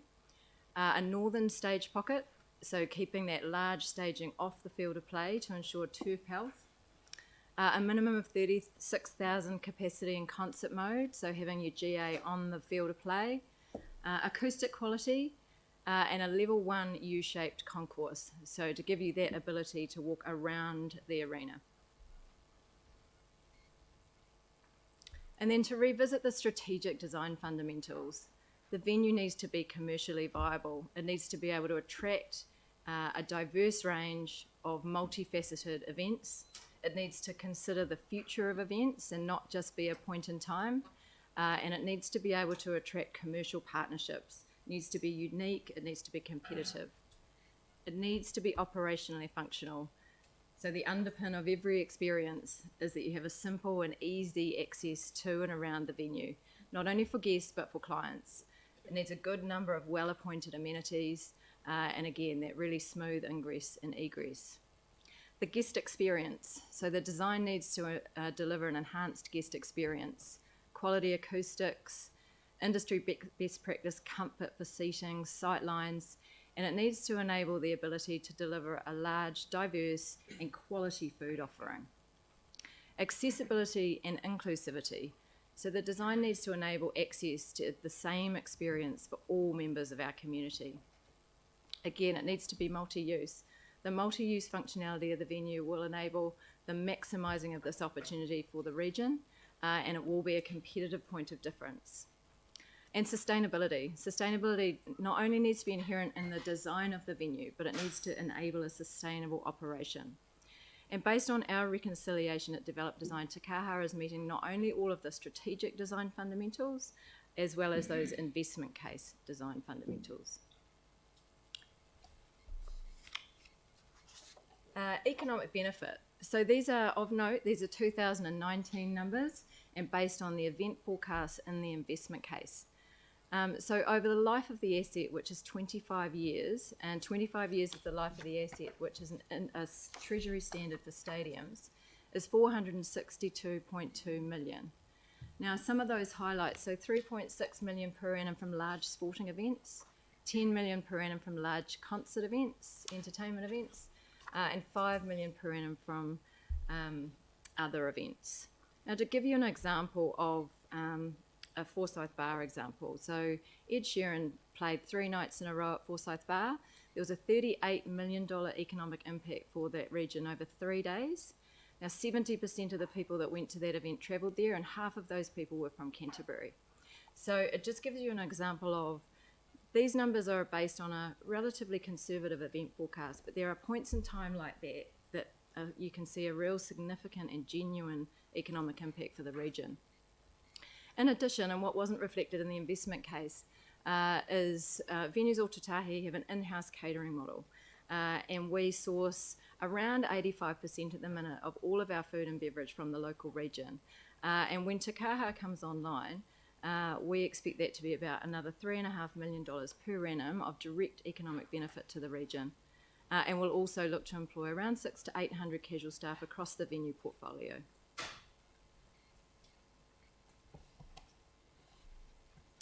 So we'll just walk through some of the venue highlights. You'll see here at the northern end of Te Kaha, the public realm. Now what the public realm enables is a fan zone, so that could be on event day. If you think about things like the Australian Open, the fan zone is actually almost just as big a part of the event. Community events, it's a really welcoming, warm space for things like markets, etc. And really to activate that part of the city outside of event day. I know there's nervousness around that being a relatively heartless building in the centre of the city, but as you'll see from the event forecast, there are around 180 to 229 events per annum, as well as having this wonderful space that can be activated outside of event day. From a commercial perspective, there's the opportunity to have digital billboards in the public realm, and from a competitive advantage perspective, there's a large boneyard in the public realm, which is where promoters can store large concert equipment. Now, a key commercial competitive proposition for arenas is that promoters need to be able to get in and out really quickly. They want to get back on the road, and so the ability to store large kit on site is a real advantage. There's a large urban forest. There's around 220,000 square metres of, I could be wrong on that number, of vegetation across the site. There's also scooter and bike parking to encourage a more sustainable way of transporting to the venue, and the cultural narrative will be reflected in the design in the public realm as well as the external facade of the venue. And safety is absolutely critical, so SEPTED principles have underpinned the design of the public realm. accessibility and inclusivity. As we've talked about, the design must enable the same experience for every single member of our community, and Te Kaha certainly delivers that.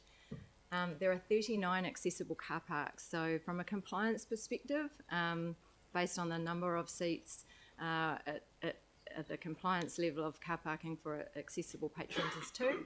So you can see it's a far enhanced and a far easier way to get to and stay at the venue. There are 5 accessible routes across the public realm versus the compliance level of 1. And there are 140 accessible seats, which is 40% beyond the minimum required. And the important thing to note around those accessible seats is they are in all areas of the venue, so not just in one part. It is the exact same experience and access to. There are 3 parenting rooms. There are more than double the minimum standard of accessible amenities. 25 accessible all-gender toilets, a changing places toilet, and all F&B counters, so from a guest perspective as well as a staff perspective, are all at accessible height. There are accessible turnstiles in close proximity to lifts. All of the signage is best practice from a blind and low vision perspective, and all of the lifts are within 20 to 30 metres of main entrances. So you can see from where the design is at the moment, it really is enabling that enhanced and same experience for all members of our community. So some highlights around corporate events, which really showcase the versatility of Te Kaha and the ability to attract a diverse and range of corporate experiences. So there's good quality DAS and Wi-Fi. There's a 1,150 square metre corporate lounge, which enables a seated banquet for about 690 and over 1,000 for a standard cocktail dinner or a classroom-style conference type of event. There are 2 satellite kitchens and an operable wall, so you can divide the space, as well as around a 500 square metre terrace out the front, which again is that wonderful, really unique experience and a really competitive proposition for corporate events and something quite different. The ground and level 1 concourse, so there is the ability to hold trade shows and expos. Again, that really connected concourse is a real difference for this venue. And in the level 1 concourse, you can always see the field of play from the concourse, which again is a really special way to continue to experience what's happening out in the bowl. There are corporate suites, 23 corporate suites, so from a corporate event perspective, that's good for breakout spaces or meeting spaces and corporate events, smaller corporate events, as well as offering what it would normally do from a sponsorship and other corporate experience on event day.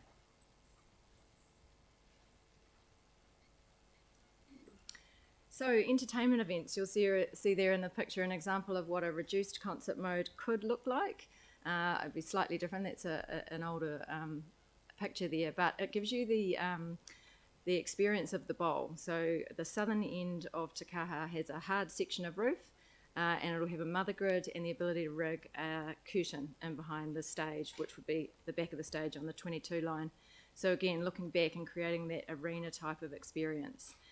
From a capacity perspective in that reduced mode, it's around 13,800, which again is that point of difference from the Christchurch Arena, for example, which has a capacity of about 8,888.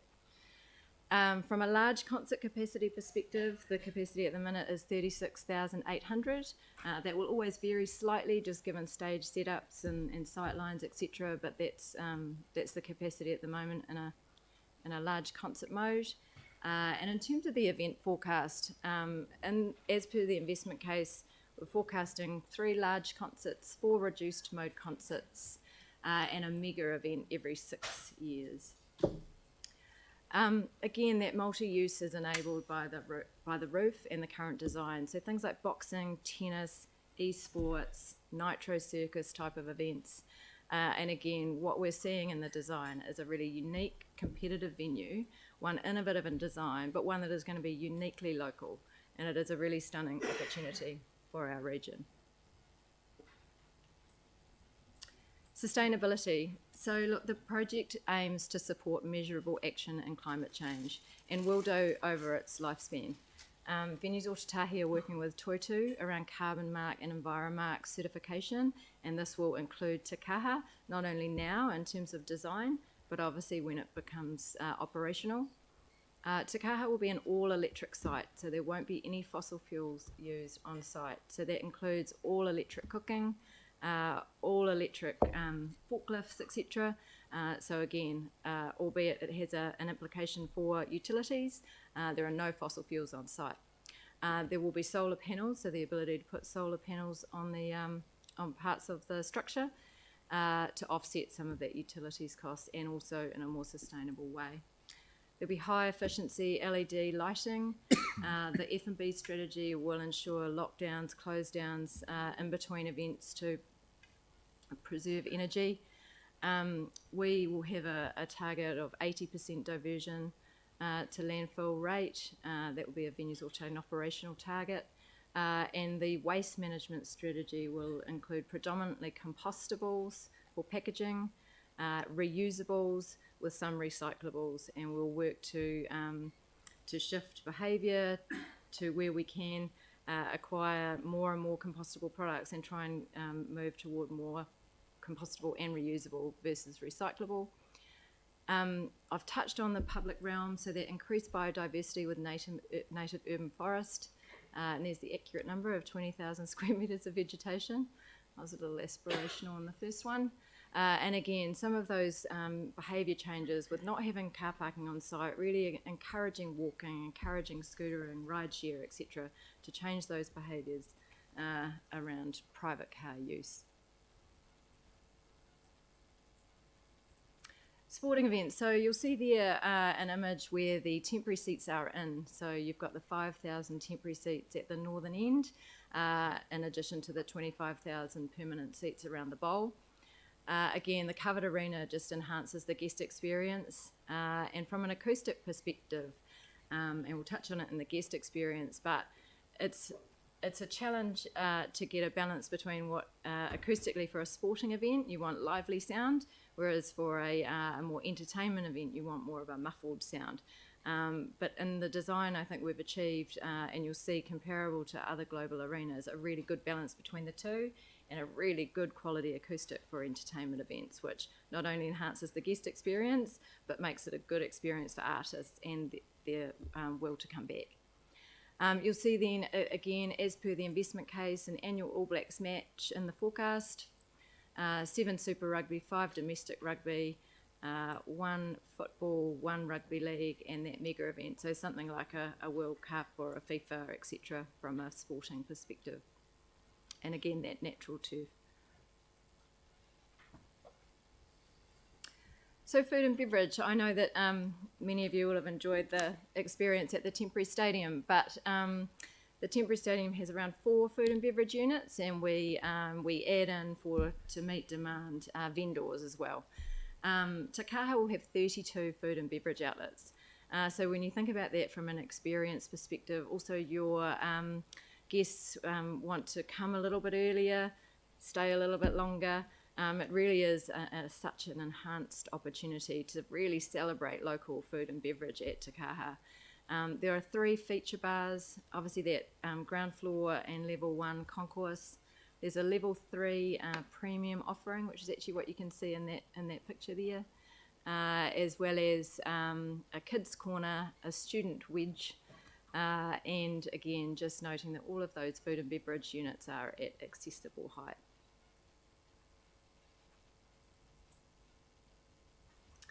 That picture there is an example of the level 1 concourse on a event night, concert night.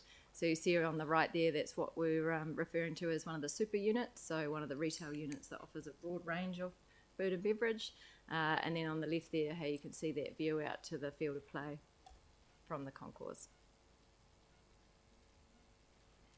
The guest experience, so again, really good quality acoustics have been achieved through a fairly detailed design process and some incredible modelling that's been done by the team. Industry best practice seat size, which is such an important factor for the guest experience, and the majority of the sight lines for all seats are of a premium standard.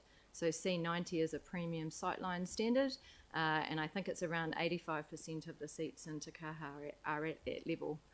Again, good Wi-Fi and DAS, There are 110% of building code amenities, so the last thing anybody wants to be doing is queuing for the toilet when you can be enjoying the event, and so it makes for a far enhanced guest experience.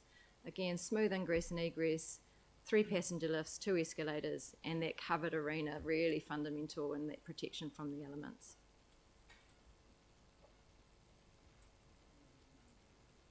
So in terms of commercial opportunities and revenue streams, as I've said before, we have analysed the investment case in the current day, as well as obviously in relation to the developed design. And we're seeing a far enhanced commercial opportunity, so around 50% uplift from what we've seen in the investment case. And that has some benefit, obviously, to offset some of the increased life cycle costs of an increased capital cost. But you'll see there some of the opportunities, some obviously were in the investment case, but some are in addition to. So naming rights, ticketing, haulage, membership sales. There are 88 open corporate reserves. So an open corporate reserve is a collection of 11 seats with its own fridge, so for another premium corporate offering. Digital advertising. So across Te Kaha there are 300 digital screens.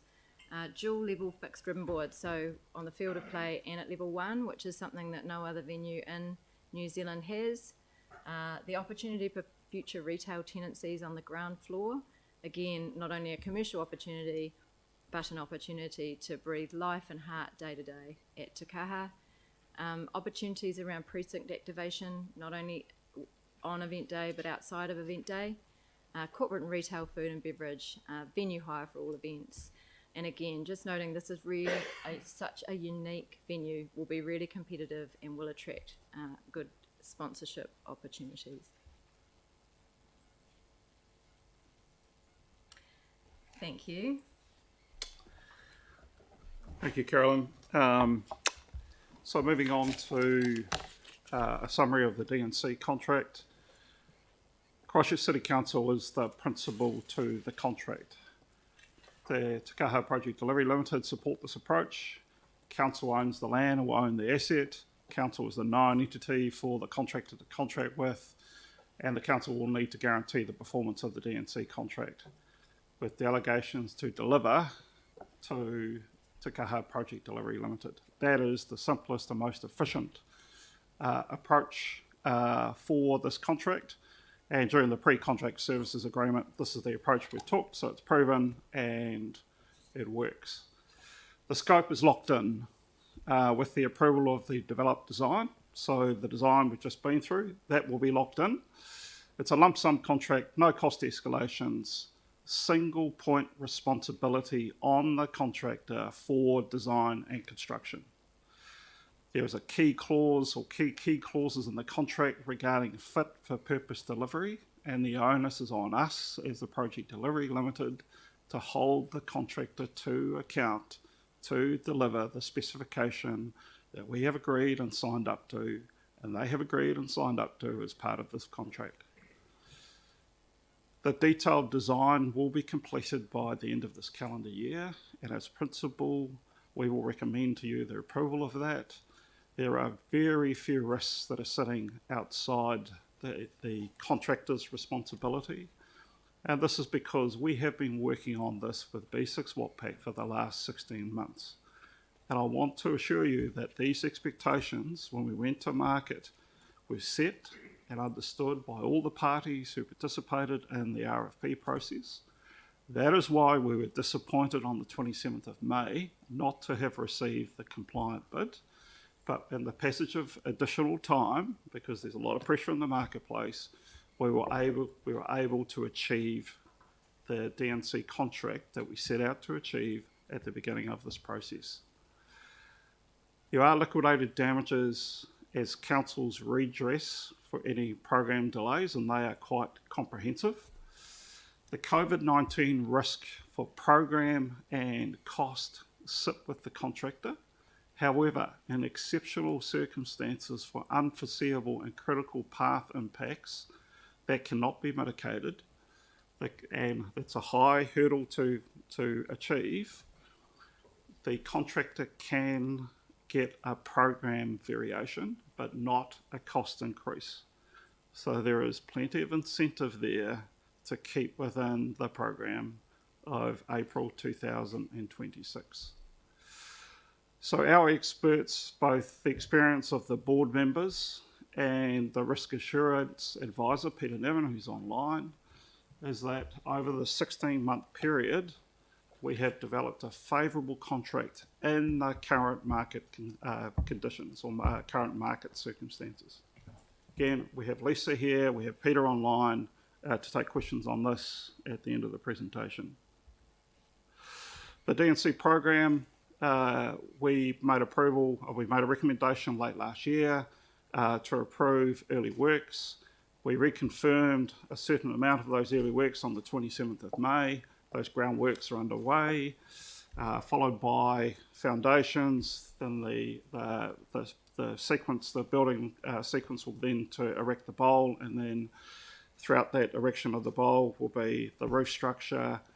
The reason why the program has moved out to the 20th of April 2026 is that B6 Watpac have taken the time to test the market to make sure they've got adequate allowances for COVID and for weather delays, and also to finalise the construction methodology to build this project.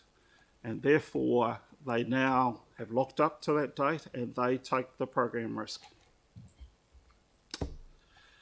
Assurance has been extensive and comprehensive, both throughout the project. So again, the contract form was set when we went to market in November 2020.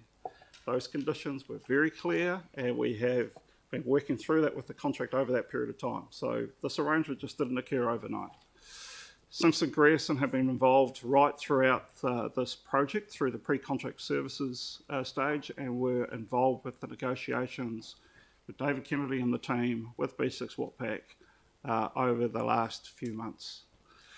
Peter Nevin, as I mentioned before, has provided advice to the board throughout this project, and also has provided the gateway review for Treasury. Just want to remind everyone that we meet with Treasury every 2 weeks to keep them updated on the project. ACOM were appointed at the pre-contract services stage and have been involved in price verification and expert review, and also providing recommendations on the contingency. RCP have been involved right from the beginning of the project and involved in most of the big projects in New Zealand, and have provided support and advice to the board on the project management and programming. VO, as I've said earlier, has been an integral part of the team, and in particular working closely with us on design and working closely with B6 Watpac and others to understand the whole of life cost and to be comfortable that the design scope will deliver the operational benefits that we are seeking. If we proceed with the project, Te Kaha Project Delivery Limited have spent an enormous amount of time working on the project delivery team and the structure and the systems and the processes that are required to manage this project going forward. Health and safety, environmental, sustainability, quality assurance, and overall risk management are our highest priorities, amongst other priorities that we are required to deliver under the contract. The total project budget, as we have spent a lot of time talking to you about, that price has been verified by our experts. We are confident as the board and the project team that we can deliver within the total project budget. We've had expert advice on the appropriate contingency sum to manage the few council retained risks during the D&C contract delivery stage. Those contingency sums, based on the recommendation we've made to you, will sit with both the Te Kaha Project Delivery Limited and with council, and the contingency sums are within the total project budget. So the recommendations, in summary, to approve B6 Watpac to carry out this contract, to delegate authority to the Chief Executive at Christchurch City Council to execute a letter of acceptance. Our bid from B6 Watpac expires tomorrow. So we have agreed a letter of acceptance between Council and B6 Watpac if the Council agree to proceed with the project, and we expect to execute the full contract by mid-August. And as you're aware, the groundworks are underway, so effectively construction is underway. To approve the overall total project cost of $683,165,830, and that includes all of the costs, including the contingencies, as I have just referred to them. Approve the delegations to the board and contingencies as set out in the detailed project costings. They are confidential, and we have shared that information with you.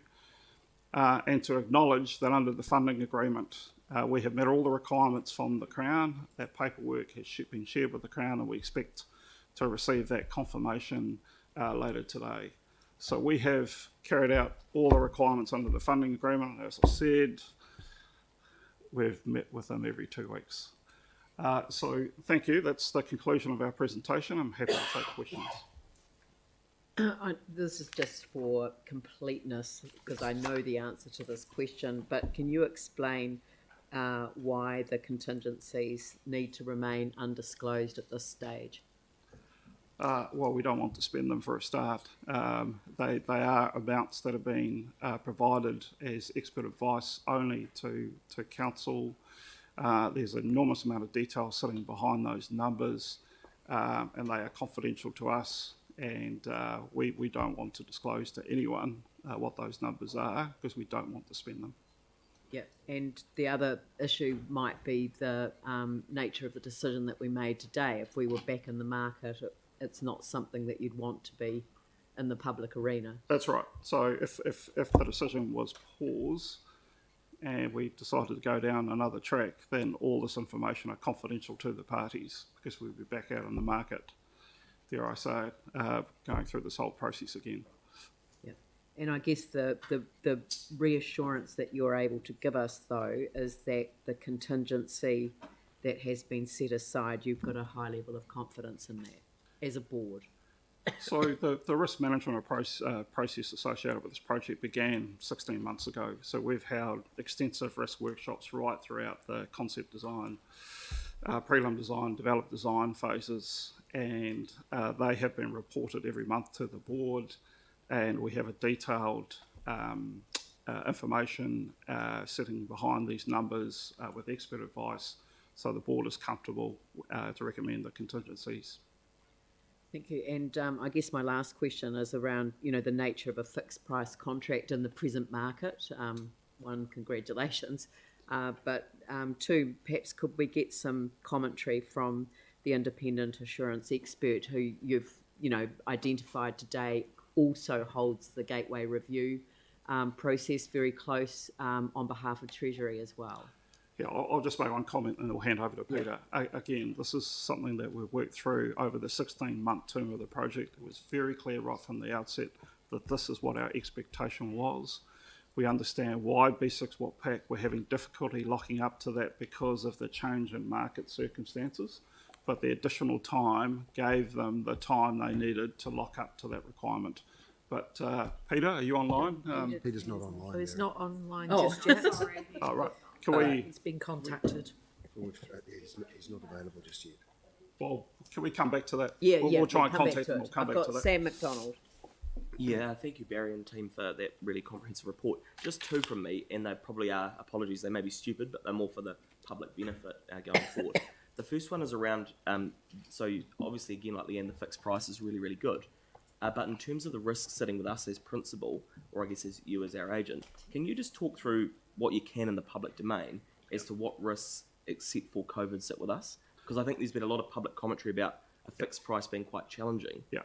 And can you just walk us through that?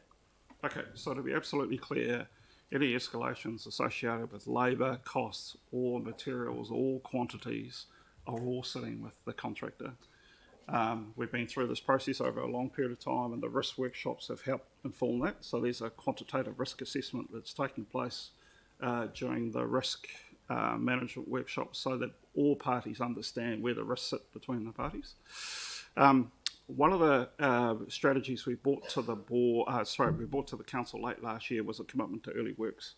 So it gave B6 WAPAC two opportunities to get out and test the market early, to be able to be in this position, but also it allowed us to get underway with some of those ground improvement works.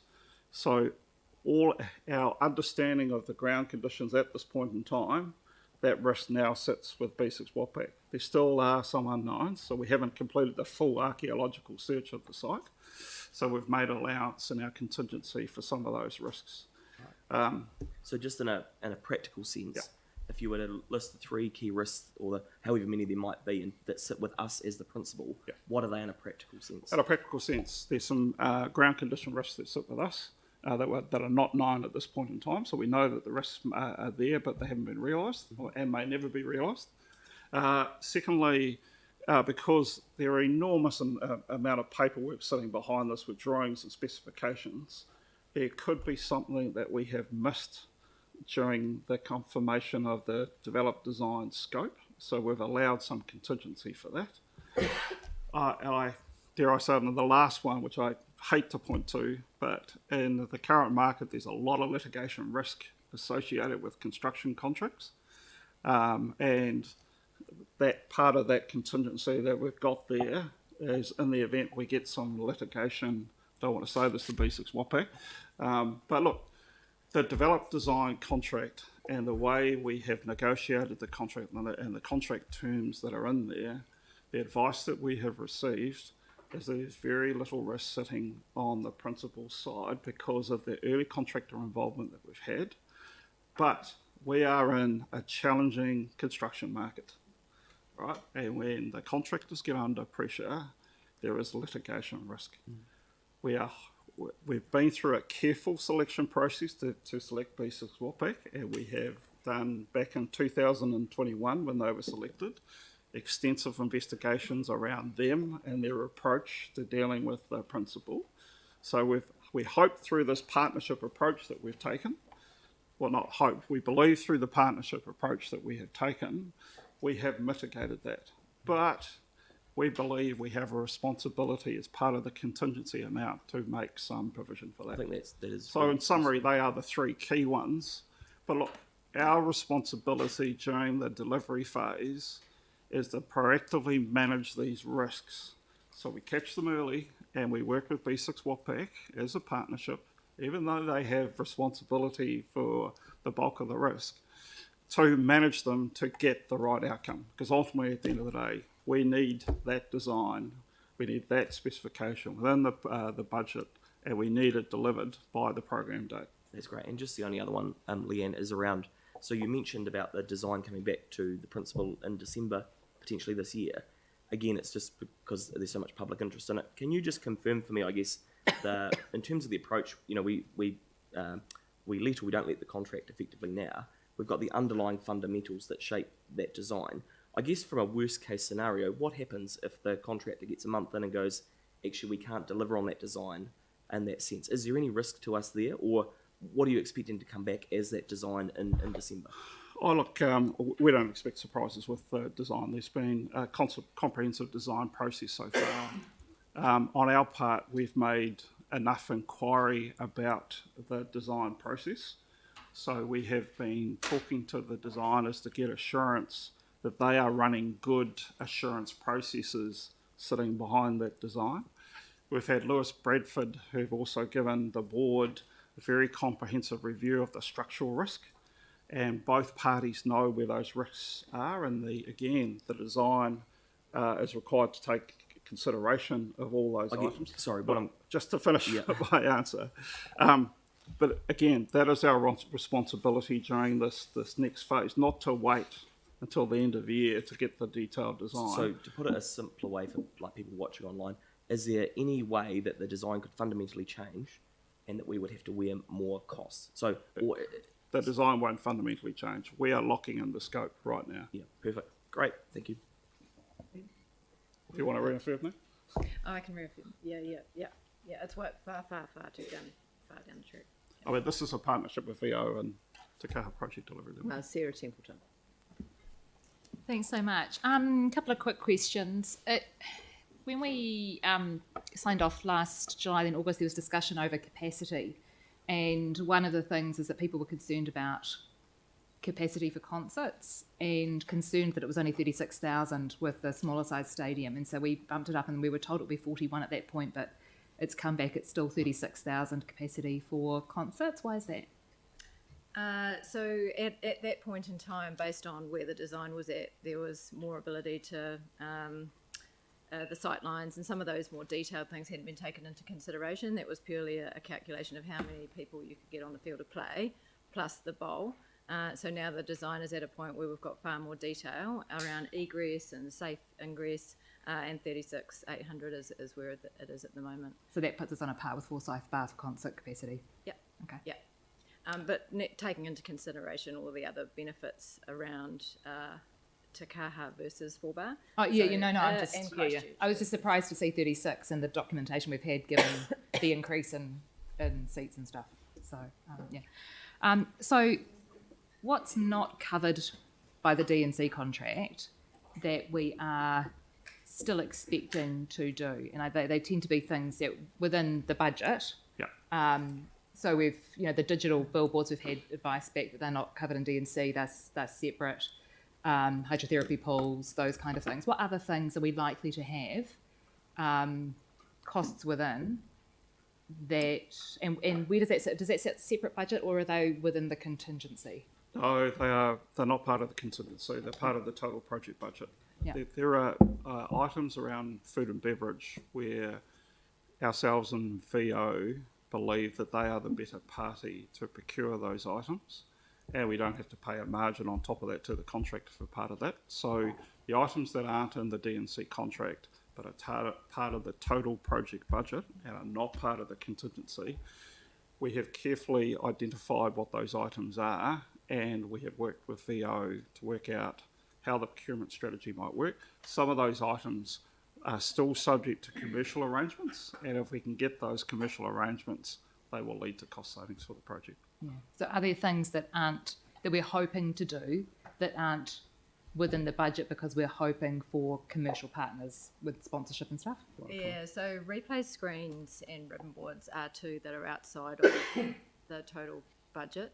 And they have always been outside. So in the investment case, they were always subject to a commercial arrangement, and that is how we will progress to seek to a third-party arrangement for replay screens and ribbon boards. Yeah, okay. And they're the dual ribbon boards that go around the grant that we're hoping to have in permanently. Yeah.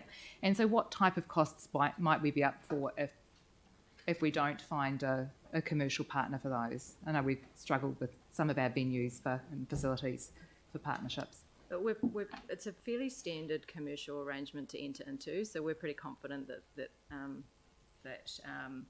we'll be able to secure those. In terms of the ribbon boards, I mean, most people bump them in as part of an event day cost anyway. That's what happens at Orange Theory, etc. So that wouldn't necessarily be an additional capital cost. It would be a cost of obviously the event day. And in terms of the replay screens, I think we can be pretty confident that that'd be a third-party arrangement, and that's the way that we're progressing. Okay, thanks. And of all of the events that are listed there in the investment case and those kind of things, which ones could be held at other venues within Christchurch if they weren't at Te Kaha? And sort of which ones can only be at Te Kaha? Yeah, so look, in the most, and I've actually done a bit of that work, so obviously with the assumption that Orange Theory Stadium will be decommissioned, which it will need to be, absolutely. It's a temporary stadium, so any of those large sporting events will not be able to be held at an alternative venue, so anything over around that 20,000. So Super Rugby, All Black Rugby. Large concerts, again, there wouldn't be an alternative venue, so Hagley Park is obviously a large space but requires a large amount of temporary infrastructure and a somewhat compromised experience from actual, even a corporate experience type of. So in fairness, the only other events that could be at other venues would be things like reduced concert mode, so Christchurch Arena obviously at that 8,888 capacity, so not delivering a 13,800, but that would be an alternative. And then your corporate functions, so there are obviously a range of venues around Christchurch, not only venues, Otatahi venues, but obviously Te Pai as well. So in some of those smaller corporate events, there are alternative venues, but for anything material, there wouldn't be an alternative venue. So the big sports game, the sports games and the concerts are the key ones, really. Yes. Yeah. Okay. Thanks. Thank you. Can I tease out a little bit from you, Caroline, about esports? Obviously, that's not something we're particularly focused on, but you know, I've been looking at the numbers around what looks like an exponential growth curve, particularly around Gen Y and Z, who I do not relate to, but apparently, while other sports might be diminishing, that this is on a huge trajectory. With young people around the world, with stadiums being filled with 30,000 people, and but people sharing the online experience with millions of other people at the same time. So it seems to me like an extraordinary opportunity. So will we be ensuring that the infrastructure to support esports at Te Kaha will be part of the design process? Yeah, absolutely. So you're right. It's I don't understand it either. But massively fastest growing sport in the world, and so from both a large scale, so those more 30,000 type covered arenas are highly in demand, as well as some of the smaller events, so more that sort of 10,000. And the design has absolutely been reflective of the future of those events. So one of the risks with having a lighter frame, a lighter roof, is that you can't rig everything but they actually build up from the ground. So for those larger ones, you build the screens up from the ground. So essentially for a 30,000 big esport event, which will, again, amazing opportunity for Te Kaha to be on the world stage. It's streaming to millions, absolutely millions. But then also for some of the smaller, potentially more regular ones, there's the southern end. So again, that bowl you can rig from the roof. So it is a really flexible design and able to deliver esports events. Right. Great. Any other questions? Oh, Yanni. Sorry. Thank you. Yeah, I was interested in the corporate functions that you referred to, and obviously I just wanted to know how you've assessed the Te Pai corporate function market versus what you're predicting at the new arena. So we have not assessed Te Pai in its, in one respect. We've just looked at the portfolio of assets across the city. And we believe, and we have actually lowered the number from 200 in the investment case to our modelling, which is more around that 150, and feel that there is certainly enough content and enough demand. Again, it is a fair way away, but based on what we see not only today, but also we've had those assumptions validated by EY, and that we do feel that's a realistic amount of corporate events. Again, with Te Pai, big, large-scale expos, as well as smaller meeting spaces. So it is also a slightly different proposition, but we feel those numbers are reflective of what we can deliver. Right. And does that take into account the assessment of places like the Wigram Air Force Museum, and that is a function venue? Yeah, so we've looked obviously at the Venues Ōtautahi portfolio, which includes the Air Force Museum. So again, they're all quite unique experiences, and that's the really wonderful thing actually about the portfolio. But we do feel that is a realistic number and an additional offering as part of the portfolio. Based on the size of the stadium, do you know what the expected percentage of capacity will be in terms of the attendances? Like, have you got a figure in mind around at what level of percentage of capacity would have people coming as a benchmark? So do you mean what the forecast attendance is for? Yeah, based on capacity. So look, what we've done in the modelling, and as per the investment case, has been quite conservative, just to make sure that we're not overly optimistic in some of that modelling. So for example, Super Rugby, the modelling is based on, say, 15,000. But again, that's quite conservative. You can really imagine for the first few years, and again, this will be a potential upside, is there's going to be a real demand to come to Te Kaha. It's a really unique, different experience, and one that our community will be so proud. And so you can see that demand will be there, and the capacities we're hoping in the modelling are conservative.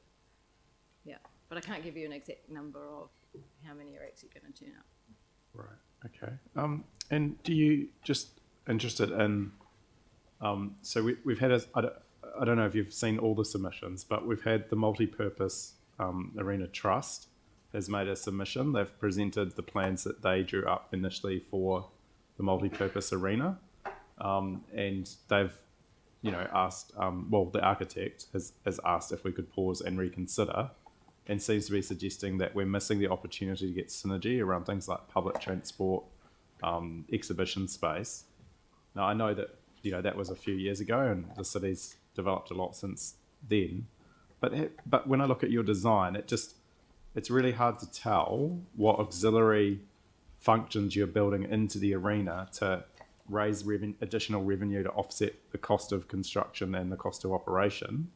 And it's really hard to see how the edges will be activated, which was one of the key things that came out of Share an Idea when we did our Central City plan in the Central City, around having buildings that activate the street frontage rather than turn their back on it.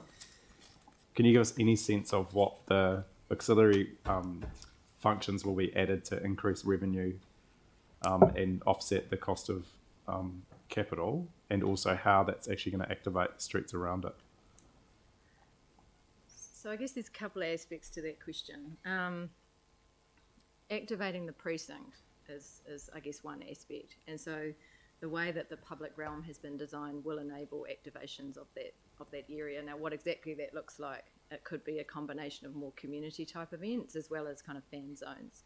There are also the shell and core opportunities, so those retail tenancies in the base of the arena, and they could open out to the outside of the arena. So instead of being internally accessed, could be externally accessed. So again, that's another activation.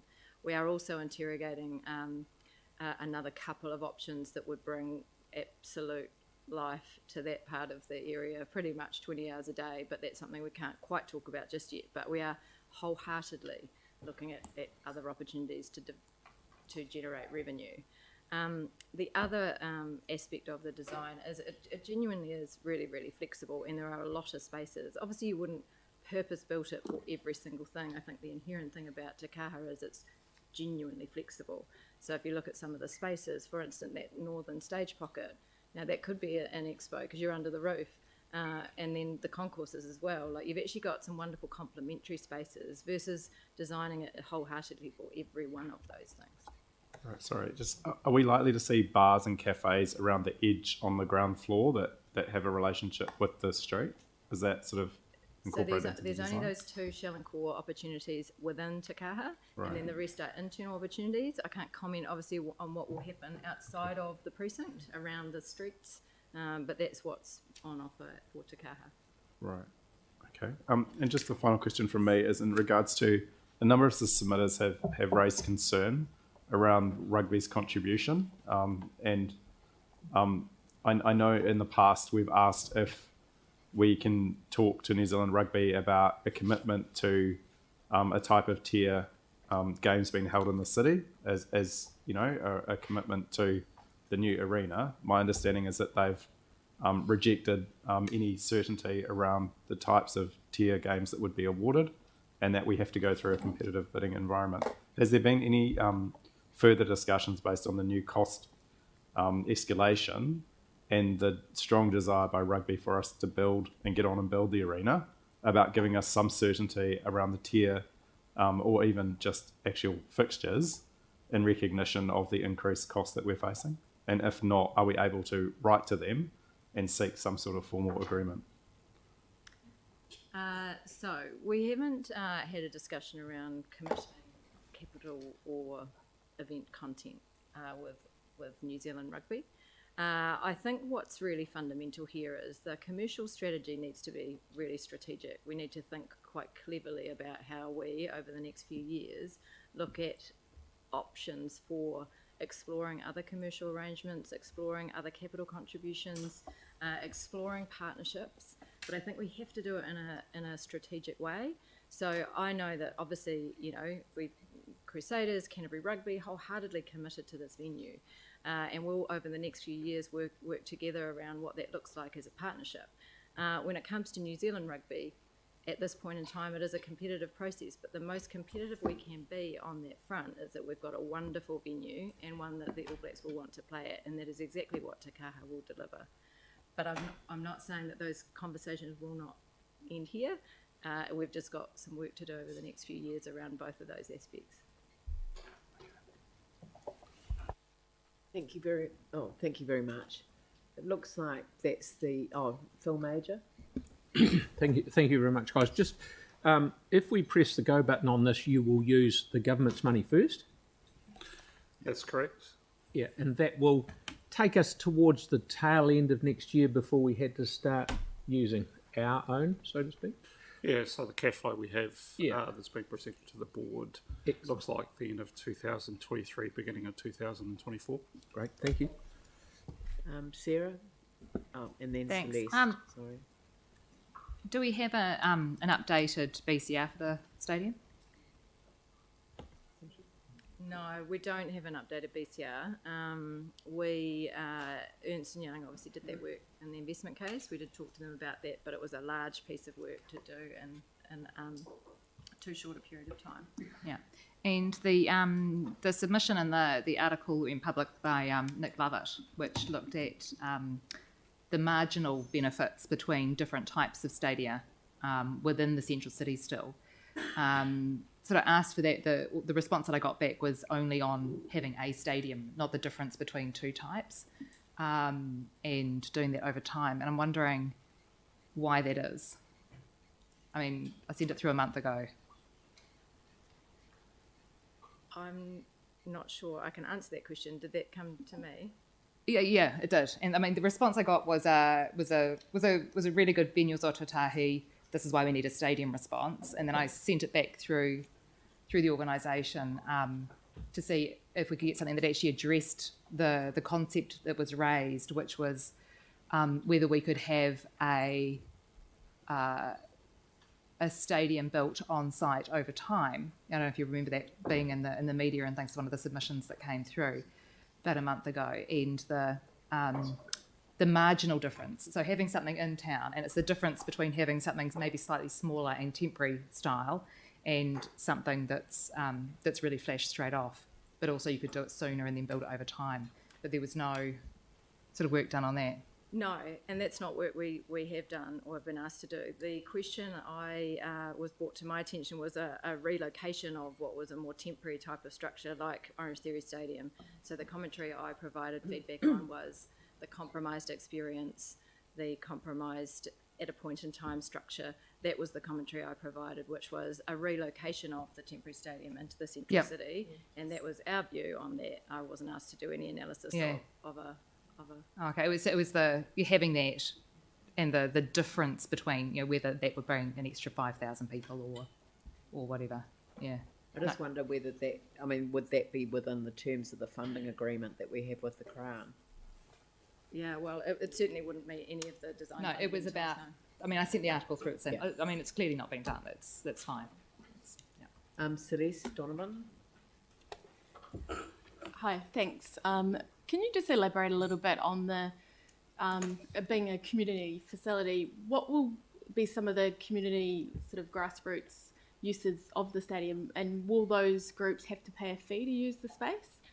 I'm aware that we do have a lot of recreational facilities that we're still trying to activate, and some of those groups have said that they're struggling to pay the fees to use their own facilities. So just would like a little bit more information on how it'll be used for the people that might not be going to the games but want to use it for another purpose.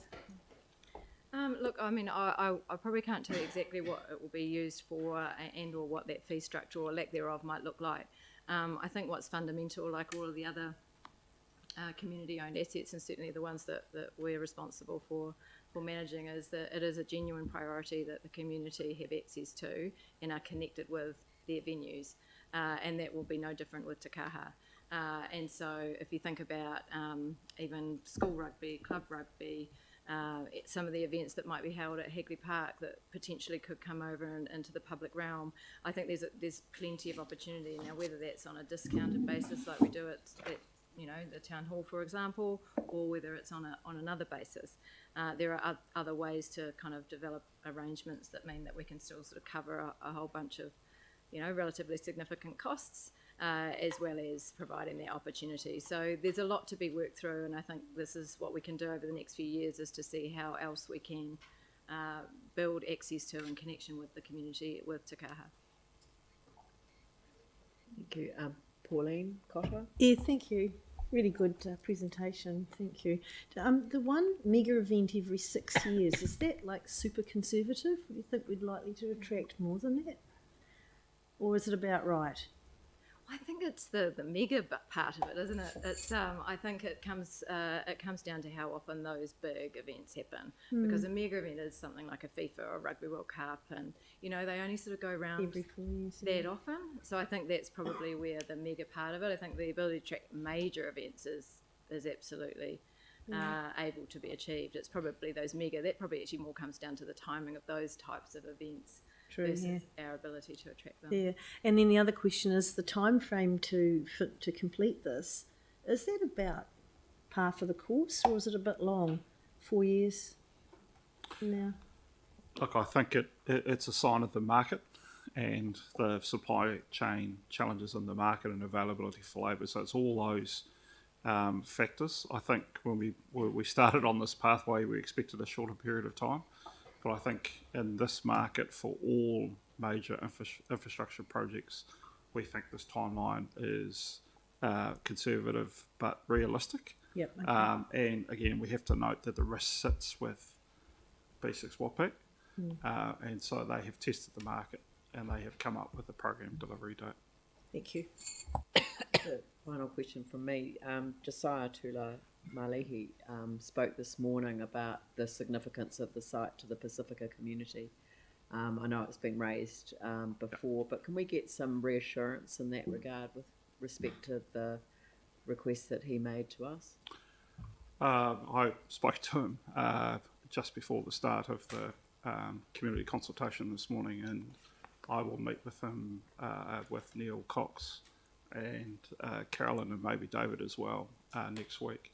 Have to say, during this community consultation period, we've put a lot of those discussions on pause, waiting for the decision. It will be a priority if we get a yes. Great, thank you very much. All right, well look, thank you very much for the presentation this morning. I'm not going to proceed to the finance report with 9 minutes to go. I'd rather that we adjourned and came back at 2 o'clock this afternoon, deal with the finance report, and then we'll enter into the debate. Thank you very much. Thank you.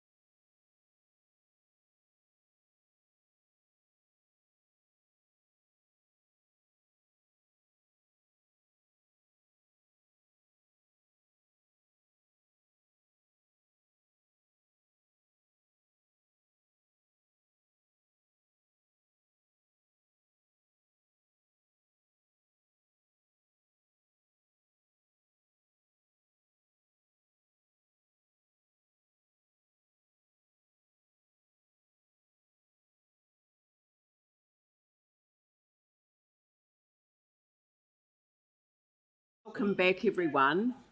Rather than just start with Leah's report, we have Peter Nevin online now, so I'd like to invite Barry to introduce him and to, put the question to him that was asked earlier.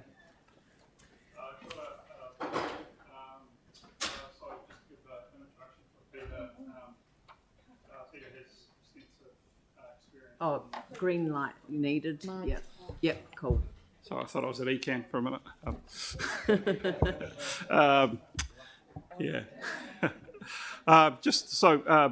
Welcome, Peter. So Peter's background, extensive construction experience, was the North Island manager for Fletcher Construction up until New Zealand, up until the mid-2000s. Is involved in a number of projects for the Crown and others, including the Dunedin Hospital and the Wellington Public Library, I believe, Peter. So Peter came on board at the end of last year as an advisor to the board, and so has lived through the PCSA stage. And at that time, we also agreed with the Crown that he would be the independent risk advisor to the Crown. Peter, the question that we had earlier during the presentation, we made a summary of the D&C contract, and I made the comment that in this market, this is a very good contract. Can you just elaborate on that, please, on your experience of what's going on in the market and why this is a good contract? Yes. Over to you. You want me to comment? Yep. Over to you, Peter. Sorry. Thank you. I had a little bit of distortion there, but I'm fine now. So, look, in my involvement with major projects around New Zealand in advisory capacity at the moment, and there's 4 major ones, Te Matapihi in Wellington, the library seismic upgrade, about 8 with Kaingaora, over $100 to $150 million, New Dunedin Hospital, and this one. I'm aware of others. Of all the major commercial projects throughout New Zealand of a large scale currently, none of the contractors have been prepared to take on escalation risks or design risks. Now, if you look at the majority of claims and disputes that are on those other projects, they generally all relate to delays in design, design omissions and errors, and costs for the COVID delays. This contract here, you are not responsible for any design delays, omissions or errors. And in addition to that, with COVID, you'll only be liable for time and not costs. B6 WATPAC have also undertaken, and they've been told right from day one, as was they were required to do, that they had to provide for all cost escalations, and they've accepted that. So in my view, this is a very good contract in this market, and one that really leaves you with a contractor with little opportunity to make claims moving forward. There are about 4 or 5 items, maybe 6, Simpson Grierson will comment on that, that are subject to some changes, but it's a very minimal amount, that residual amount of areas where the contractor could make claims for. And in my view, that's reasonable to have them in there as reasons for claims, but they are minimal. So in my view, I think it's an extremely good contract. Excellent. So that was relatively, that was the question. So thank you very much, Peter. Yanni's just got one quick question for you. Yeah, thank you, Peter. And some of the submissions that we've received, there's been some comment to the fact that people think, certainly the submitters, thinking that the prices may go down and that we're really locking in a fixed price contract at the height of the maximum cost, and therefore suggesting that we wait. Have you got any reflections on what you're seeing in terms of the short to medium term trends of pricing around materials and construction costs that you could offer us in response? Thank you. Sure, it's a bit of a crystal ball, but I think in the medium term, It is thought that material prices may go down. Labour certainly won't go down, but material prices certainly may reduce, particularly around steel and gibboard and other things like that. But look, we're in a position, or Christchurch City's in a position where they could also go up. And so having this locked in and having an escalation contained within the contractor's price is very encouraging to me, and I think that in the position that we're in would be silly to put at risk that gamble of whether prices are going to go up or go down, because we just don't know. You know, it's a pretty uncertain situation out there. The other thing I'd have to say is that while the residential market in New Zealand is pretty much falling off the cliff, except for what Kaingaora's building, the commercial vertical build and the infrastructure demands in New Zealand are still outstripping what we're able to deliver. So that's going to keep pressure on prices moving forward, in my view. So look, you could always take the risk, but it's not one I'd advise, because it's an unknown risk. And yes, they could go up, they could go down. If anyone could tell me the answer to that, I'd be very happy, but I wouldn't be prepared to gamble on it.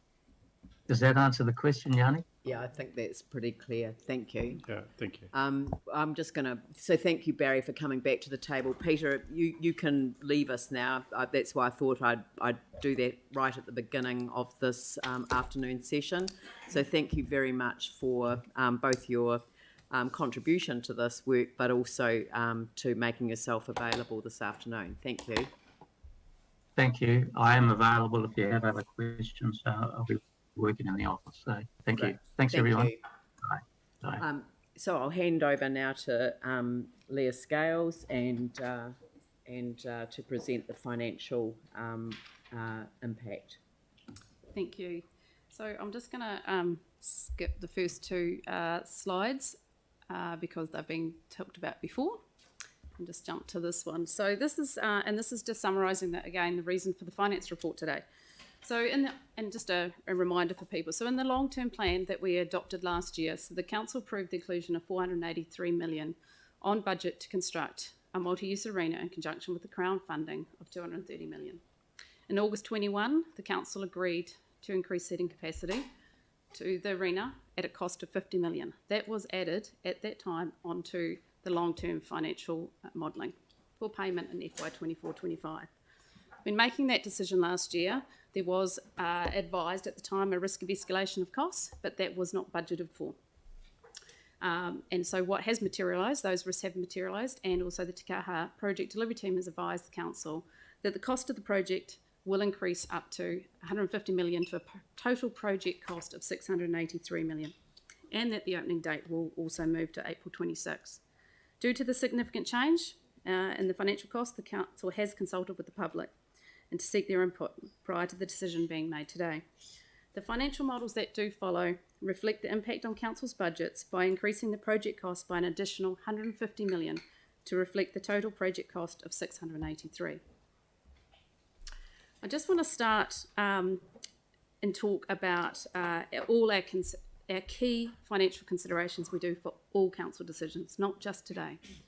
So adopted in our LTP last year with some key strategic financial goals, and these all need to be balanced as for any decision we make.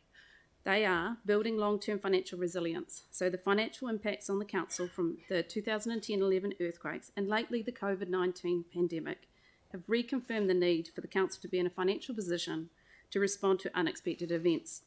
Maintaining a balanced budget and a minimum debt headroom are ways we restore and maintain that resilience. Providing cost-effective infrastructure and facilities. This requires the council to balance the quality and reliability of infrastructure and facilities with what the council can afford. This goal ensures the council maintains and renews its existing assets effectively whilst providing infrastructure and facilities that support the expected growth of the city, but limits the investment to what is needed, what is deliverable, and what is affordable. And overall that, we do need to ensure that rates are affordable and sustainable. And this requires the council to always consider the effects of its decisions will have on rates requirement to fund investment. Just want to take the opportunity today to remind the public on the council's processes. So a council prepares an LTP, a long-term plan, every 3 years, which includes a 10-year financial forecast, and it includes the proposed rates increases. Every year we also prepare and consult on an annual plan, which details changes to the LTP forecast for the following year. The council's next LTP will be effective from the 1st of July 24, and during the next 18 months, discussions will be held around priorities for new and existing capital projects. Considerations around the impact of delays caused by supply chain and COVID-19, global and economic impacts like inflation, interest rates and the Ukraine war, and the impact of the Three Waters reform on the council's financial position will inform those discussions. Due to the significant capital program undertaken by the council each year, it is not unusual for the financial forecast to change each year, generally due to timing issues caused by matters outside the council's control. This does not mean the capital program or funding requirements necessarily change, but the timing of when that funding is required does. And this is why an annual plan that might not change significantly on what is included in the capital program or its levels of service may change the financial forecasts, tracking against financial benchmarks and proposed rates increases. What this is saying is that today the decision is based on information we have, and the forecasts I've given you are based on the information we have today. And the council will continue to consider the decision today on priorities in the annual plan and the LTP is coming forward. Debt is a key funding tool for the council as it enables capital investment and infrastructure to be paid for today's ratepayers and those of the future. This approach provides intergenerational equity, a key principle that underpins the council's revenue and financing policy. While the council uses debt as a beneficial tool to promote equity, there needs to be a balance between what the council would like and what the council can afford. This ensures balance is in place for both the short and the longer term. On to our options. Prudent financial management requires us to consider and manage a number of measurements and ratios. These are considered on the following slides for your options today. The first option we're talking about here today and presenting today is the accepting of the cost increase. As you can see on these columns, the first column states what our rate, this is based on the rates, proposed rates increases for the next number of years. The first column with 4.66 was the rates increase that was adopted as part of the annual plan only 2 weeks ago. The second column is the impact on rates based on the additional $150 million that we are considering today, which added into the rates increase, it gives you the third column. But in addition, the final column is what was our numbers, our proposed rates increases for those same years, which was adopted last year as part of the LTP. And the reason I've included this is exactly what I've been talking about before. There is significant changes even before today's decision. The key areas that we are looking at here are in the 25, 26 and 27 year, and you can see the impact on the rates increases because that is when the council's contribution will start to commence and impact on our rates decisions. Noting we have an LTP before that too. Assuming our current assumptions on interest rates, inflation and rating-based growth, and this is provided from the general rate, the approximate increase to the average residential property for an additional $150 million would be $39 per annum in today's dollars. That's based on a 1.24% rates requirement increase. This increase would occur progressively over the period 25 to 27, and that's as we draw down the requirements. In contrast, the total council contribution for Te Kaha, including this additional $150 million and the operational cost, translates to approximately, on average, $144 per annum per average residential property. Again, progressively over the period, will increase up over that period of 25 to 27, and then as we start repaying that debt, will reduce over the next 30 years.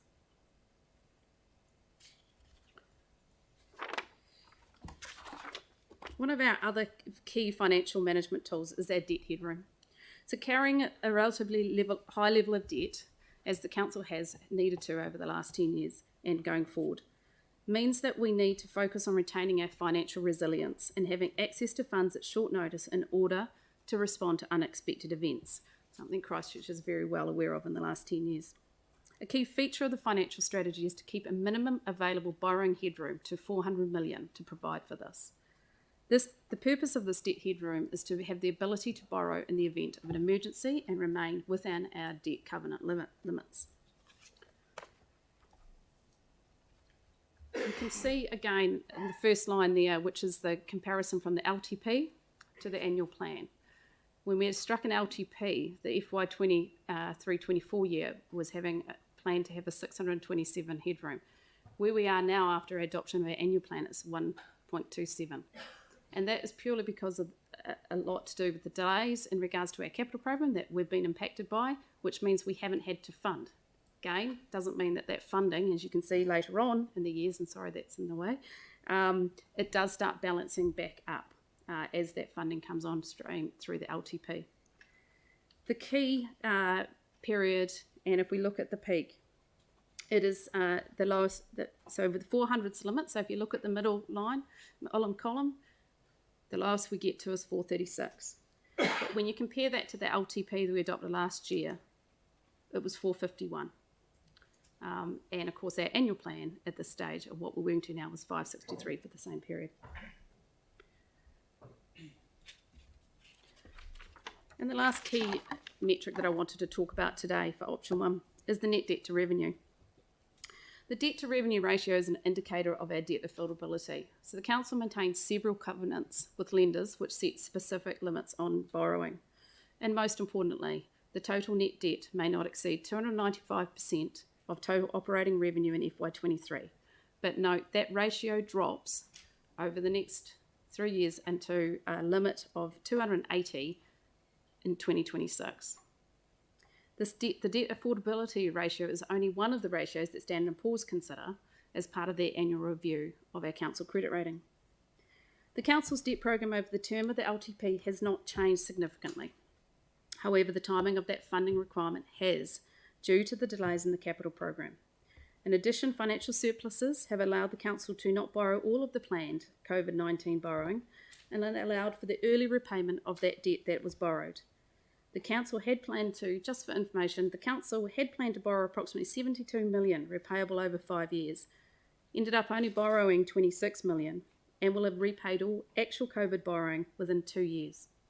This has allowed the council to manage the impact of the additional 50 million added into the budget last year for the increase to the seating of Te Kaha, as it was seen below table when comparing the LTP to annual plan.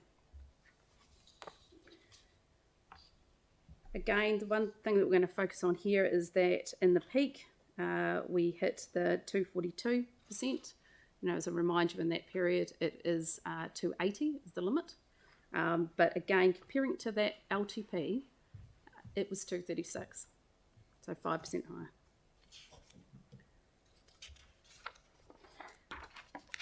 Option 2, stopping the project. If the council discontinues the project, it would avoid the financial impact, including potential rate increase and the impact on the council's debt headroom. The council would also be able to decide if the remaining, some or all of it, Te Kaha budget should be allocated to other projects or be used to reduce our forecast borrowing and rates, meaning we don't borrow it. However, there would be a $40 million sunk cost. This is the investment that's already been incurred and could not be recovered. This is the money spent on the design development, the pre-contract services agreement and enabling works.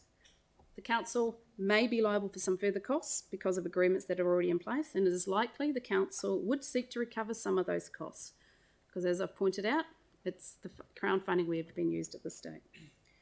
And the temporary stadium at Addington is made of scaffolding structure originally intended to have a life of around 5 years. Construction in 2012, the venue is now over 10 years old, and while structurally sound and subject to quarterly structural assessments, it will in due course require decommissioning. As previously highlighted, if Te Kaha is not built, there will be no venue in Canterbury suitable for large sporting events or entertainment events in the medium to long term. The Crown investment would be withdrawn. In addition, the Crown could seek to recover the land that it has given us for the arena site, and currently that has a carrying value of 55.8 million. Going back to our original, so we're comparing like for like, so these are the same two things that three things, rates increase, debt headroom, and net to debt. So compared to the projections in option 1, the rates impact of cancelling the project is a net 3.1% reduction over the next 6 years. The increase in the next 2 years, as you can see, it actually goes up slightly, is the result of assuming we're having to refund the Crown 50% of their already provided contributions.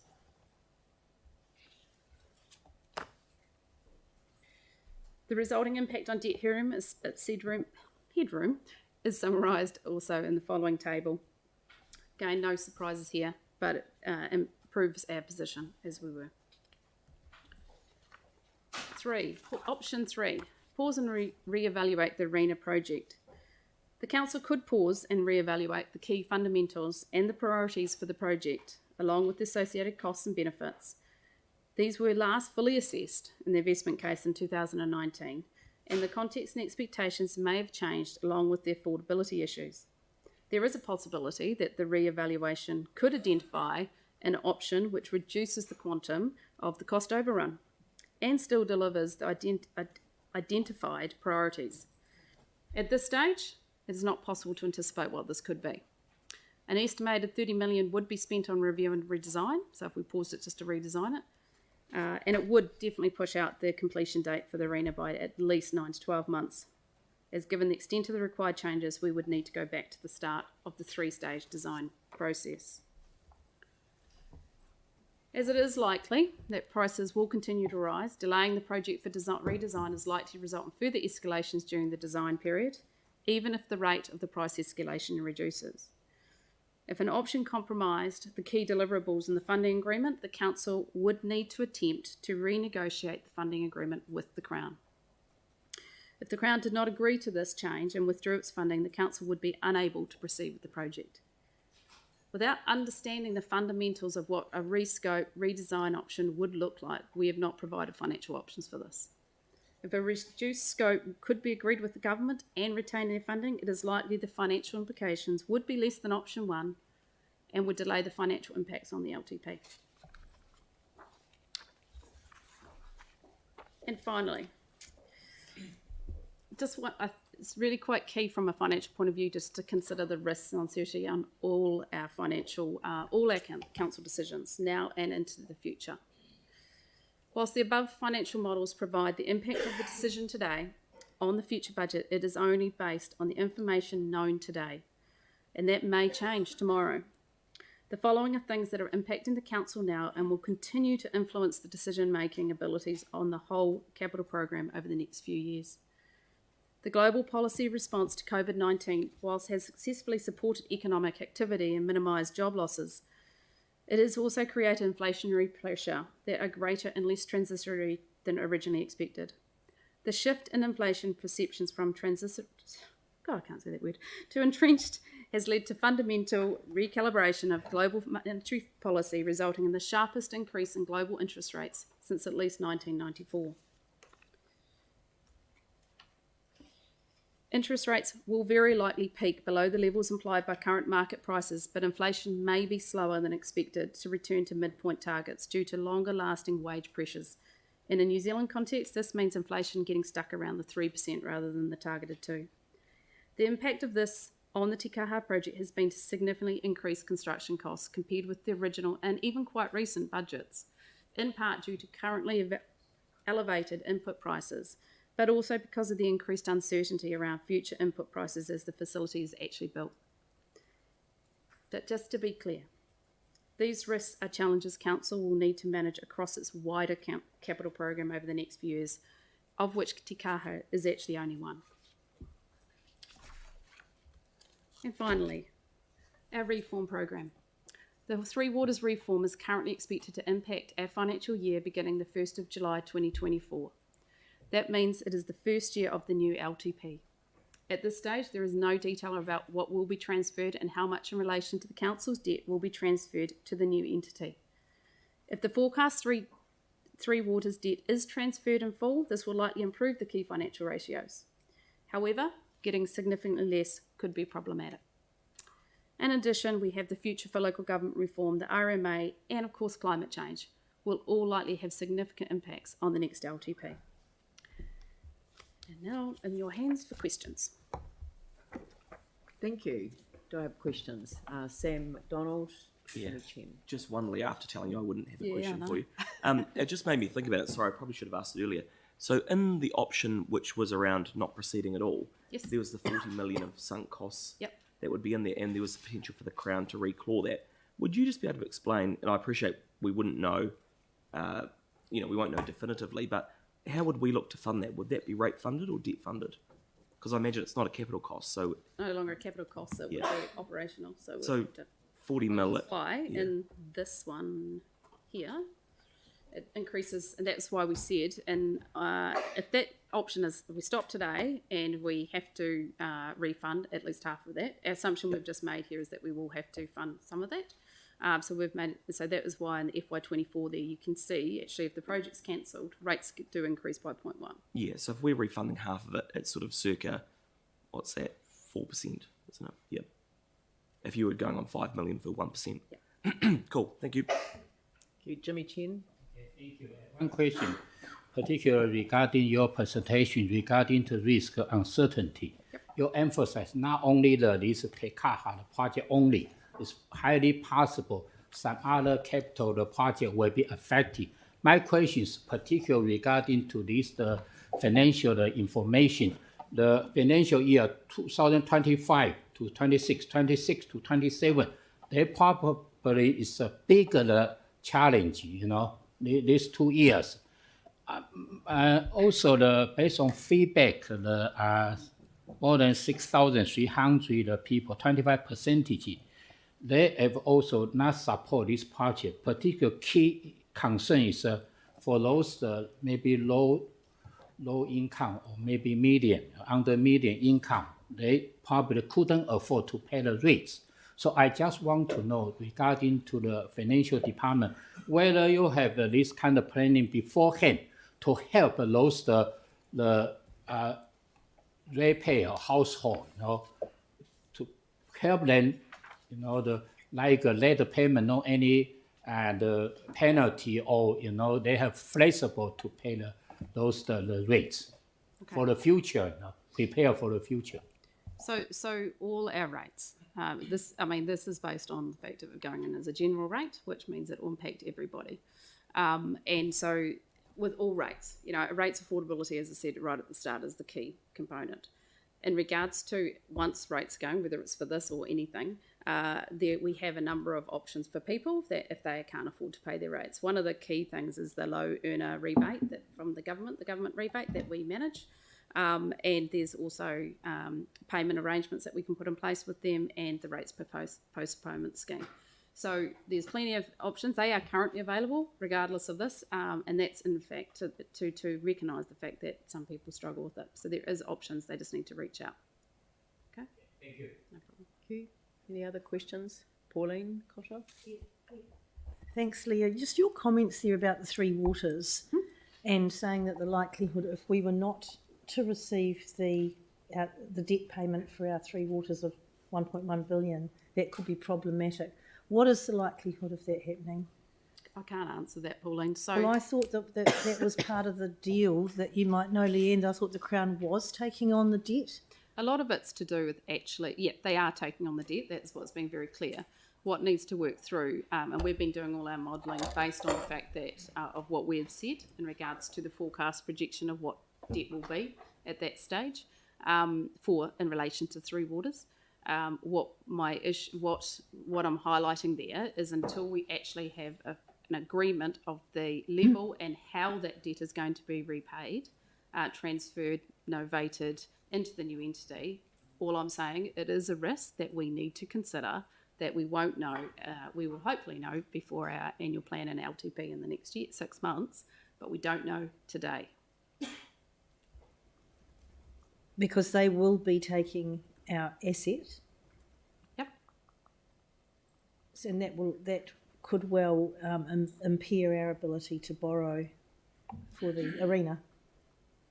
It depends on the level of debt. All I'm saying is because some of those ratios that we're talking about, so they impact the net debt, and they also and the ratios go to net revenue. So obviously our revenue is going to drop when the Three Waters thing, our equity assets drop, our revenue drops, and so we need the debt to reduce as well to have no. So if all of them drop, then it will have a.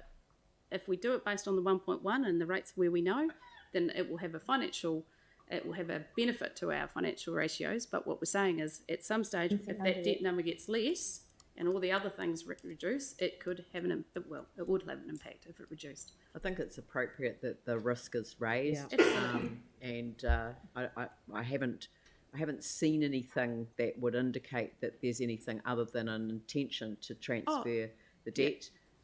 But I think we're going to be asking in our submission to the select committee on the first of the bills, knowing that there's more to come. We're going to ask them, tell them that we need that reassurance in terms of the level of debt that's transferred. Sarah Templeton. Thanks for that, Leah. Just with the transparency over the amount that people are rated and any potential offsets that we might get from neighbouring districts or sales or a range of different things. We talked in the annual plan or maybe the long-term plan about the potential for an arena targeted rate, and that would be looked at for the next long-term plan. Is that still on the cards? Yep, all of those things are on the cards. The thing with targeted rates, because there's a number of ways you can do it. If you do a targeted rate, like we do for the cathedral, that's a fixed rate, but then it means everyone pays the same amount. If you do a targeted rate that still all business units and everybody gets, it's no different to the general rate. It's just visibility. It's visibility. Correct. Yeah. And so, so that's not something that we can look at. And that way that if we do get contributions, we can specifically take them off that so they don't get kind of lost in the general pot. Correct. Yeah. Thank you. Anyone else? Jana Johansson? Thanks. I just wanted to check. We were going to have an additional resolution around trying to find increased funding. Yeah, can we pop we've got some additional recommendations up.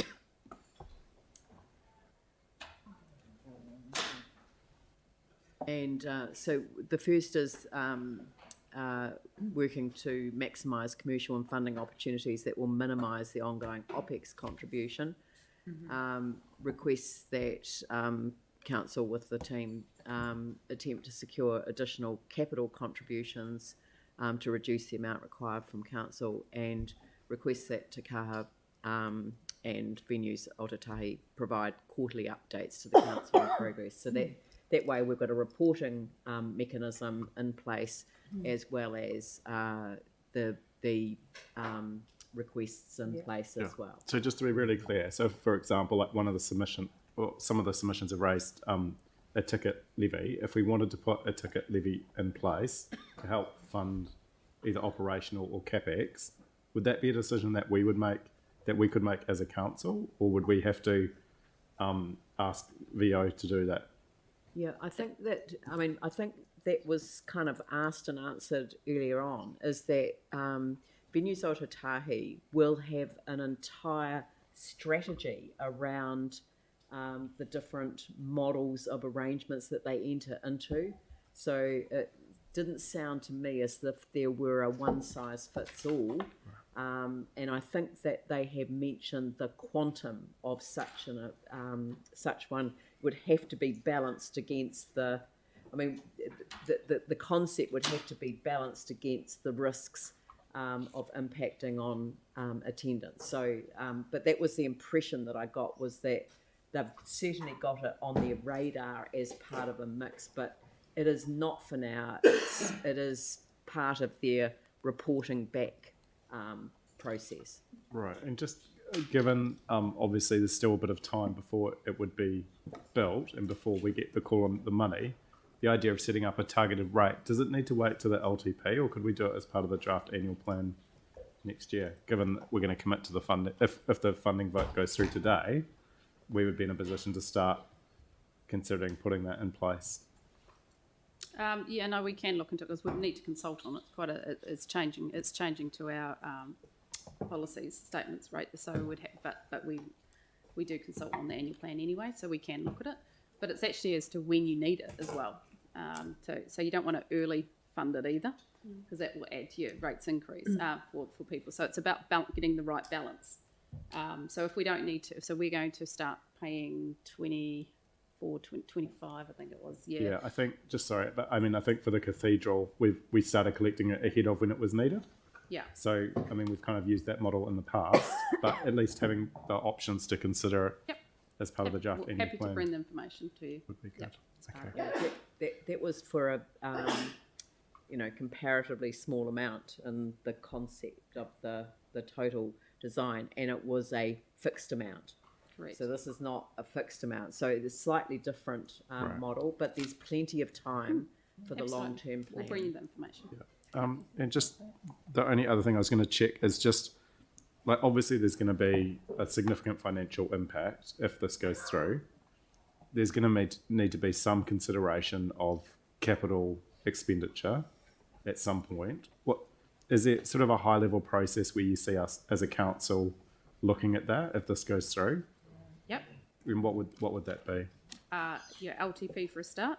So so as you know, we've just gone through the annual plan, so we talk about reprioritisation because we can't just digress too much from our LTP, but we will have another LTP. So, from the sorry, 1st of July. I'll be more specific because I'm hearing some criticism from my right. Is there anything that we would do in the short term if the decision goes through today for the extra funding to look at reprioritising in the short term our costs, recognising that the impact that this will have? In the short term, but you mean by the current financial year that we are now in? The So one that projects we just that we've got planned that may be no longer considered a priority, or things that may be related to the stadium that the timing has changed and therefore we wouldn't want to actually progress right at the moment? Well, you wouldn't do it for the current financial year that we are now at FY23 because you've just adopted an annual plan and consulted on that. But your next available to do that would be either in the next year's annual plan or the LTP. Right, thank you. Are there any other questions for Leah? No? All right. Well, thank you very much for the presentation today and all the background work that goes in behind it. It's very much appreciated. So I'll just run through the resolutions that we have in front of us. We received the reports. We approved the increase to the total project budget. We appoint B6 WAPAC to carry out the design and construct contract. We delegate authority to the Chief Executive. We've added in the Chair and Deputy Chair of the Finance and Performance Committee just to ensure that there's some consultation with governance happening along the way. The contract and other project costs, etc., come within the attachment D, which remains confidential for all of the reasons that we've had spelt out to us today. We approve the delegations to the board, and so this project would get handed over to the board with regular updates, which I'll come to. Acknowledge confirmation from the Crown, their Treasury, that the project assurance points as set out in the funding agreement with the Crown have been satisfied, and then the additional recommendations that I've included there. So I'm going to move the recommendations in as one, but I will put different elements of the recommendations separately if councillors so desire, and James Goff seconds the resolution. So in kicking off this debate today, I want to speak to the opportunity that Te Kaha offers. I've been quite blunt about the BCR, the benefit cost ratio. When the business case was developed, that identified that Te Kaha was costing more than the anticipated return on that investment. That cost over benefit increases with this decision today. We don't have a precise number, and that's largely because the BCR, on updating the BCR, didn't really stack up for me. The reality is that the assessment of the benefits have probably stayed around the same or even marginally increased given the scale changes that we made last year as contrasted with the investment case. But the costs have risen by up to $200 million, which is a significant amount. We need to go into this decision as councillors with our eyes wide open. I've already talked about predetermination and all of those other elements. We have legal obligations when we sit at this table and make decisions. We need to look at the updated information on the bid for a D&C contract. We need to look at the impacts on rates and the debt to revenue ratios, which we've heard about, the ongoing costs of the day-to-day running of the arena, the projected economic benefits to the city and the region, and the opportunity costs as well. And we must turn our mind to all of those. It's not just a simple one-size-fits-all. We also need to turn our minds to the views of our communities, but that can never be definitive. And I want to make the point, because we made it at the time, that the results of the consultation with the fact that nearly 30,000 people put in a submission shows the high level of public interest in the project. However, this was not and cannot legally be a referendum. So I think it's important for everyone to recognise that. We said that from the outset. It is one input into the decision we make today, and that is something we take from the balance of that. And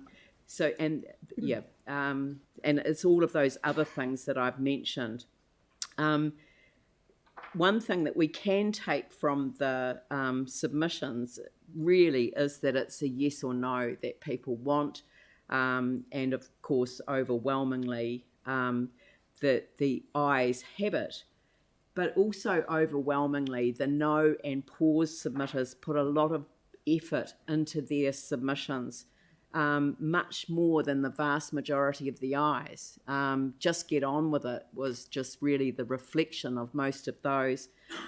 There has been a lot of detailed analysis of climate impacts, a lot of detailed analysis around sustainability, all of the issues that we must take into account when we make decisions.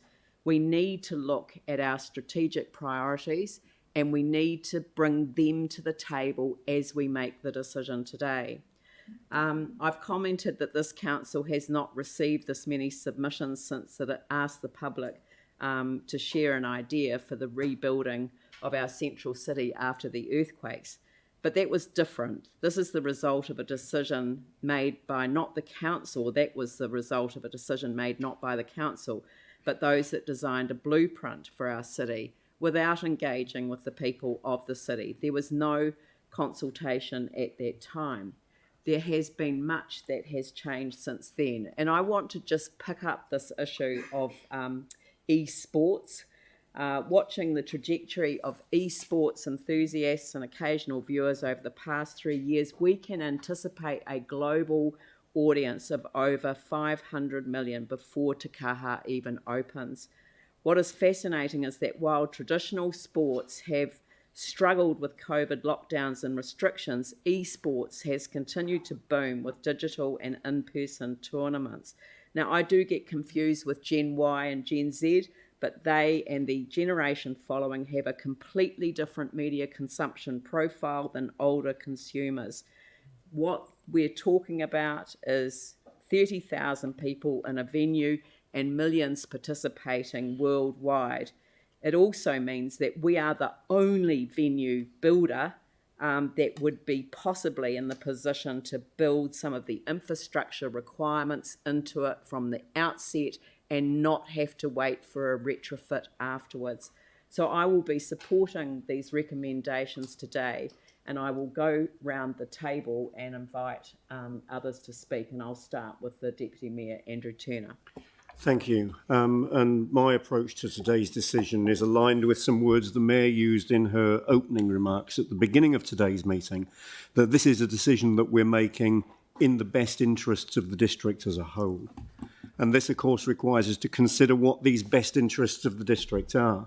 My belief is if we get this right, and I hope when we get this right, these best interests will extend well beyond the city, beyond the district, beyond the region, to the whole of the South Island, in exactly the same way that Ōtautahi Christchurch's role and influence as the capital of the South Island should extend well beyond the city, the district and the region.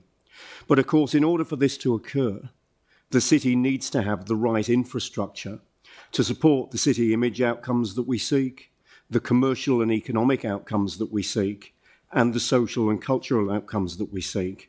And in my view, Te Kaha is a key piece of that infrastructure.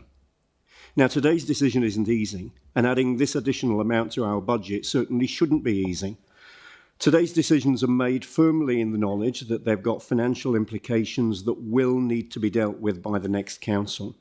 And I hope and I expect that this will not result in the sale of revenue-producing strategic assets to fund a depreciating facility. And I hope and expect that it will not see cuts and deferrals made to important key projects in climate change, transport, ecology, and the environment, or community well-being.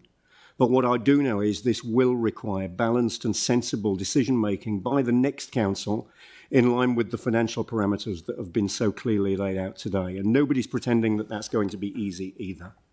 But today's an opportunity for this council to be decisive, to be bold, to create impact, to create positivity and vibrancy for the city, and to put Ōtautahi Christchurch fully back on the map and to allow it to fully play its rightful and natural role as the capital of the South Island.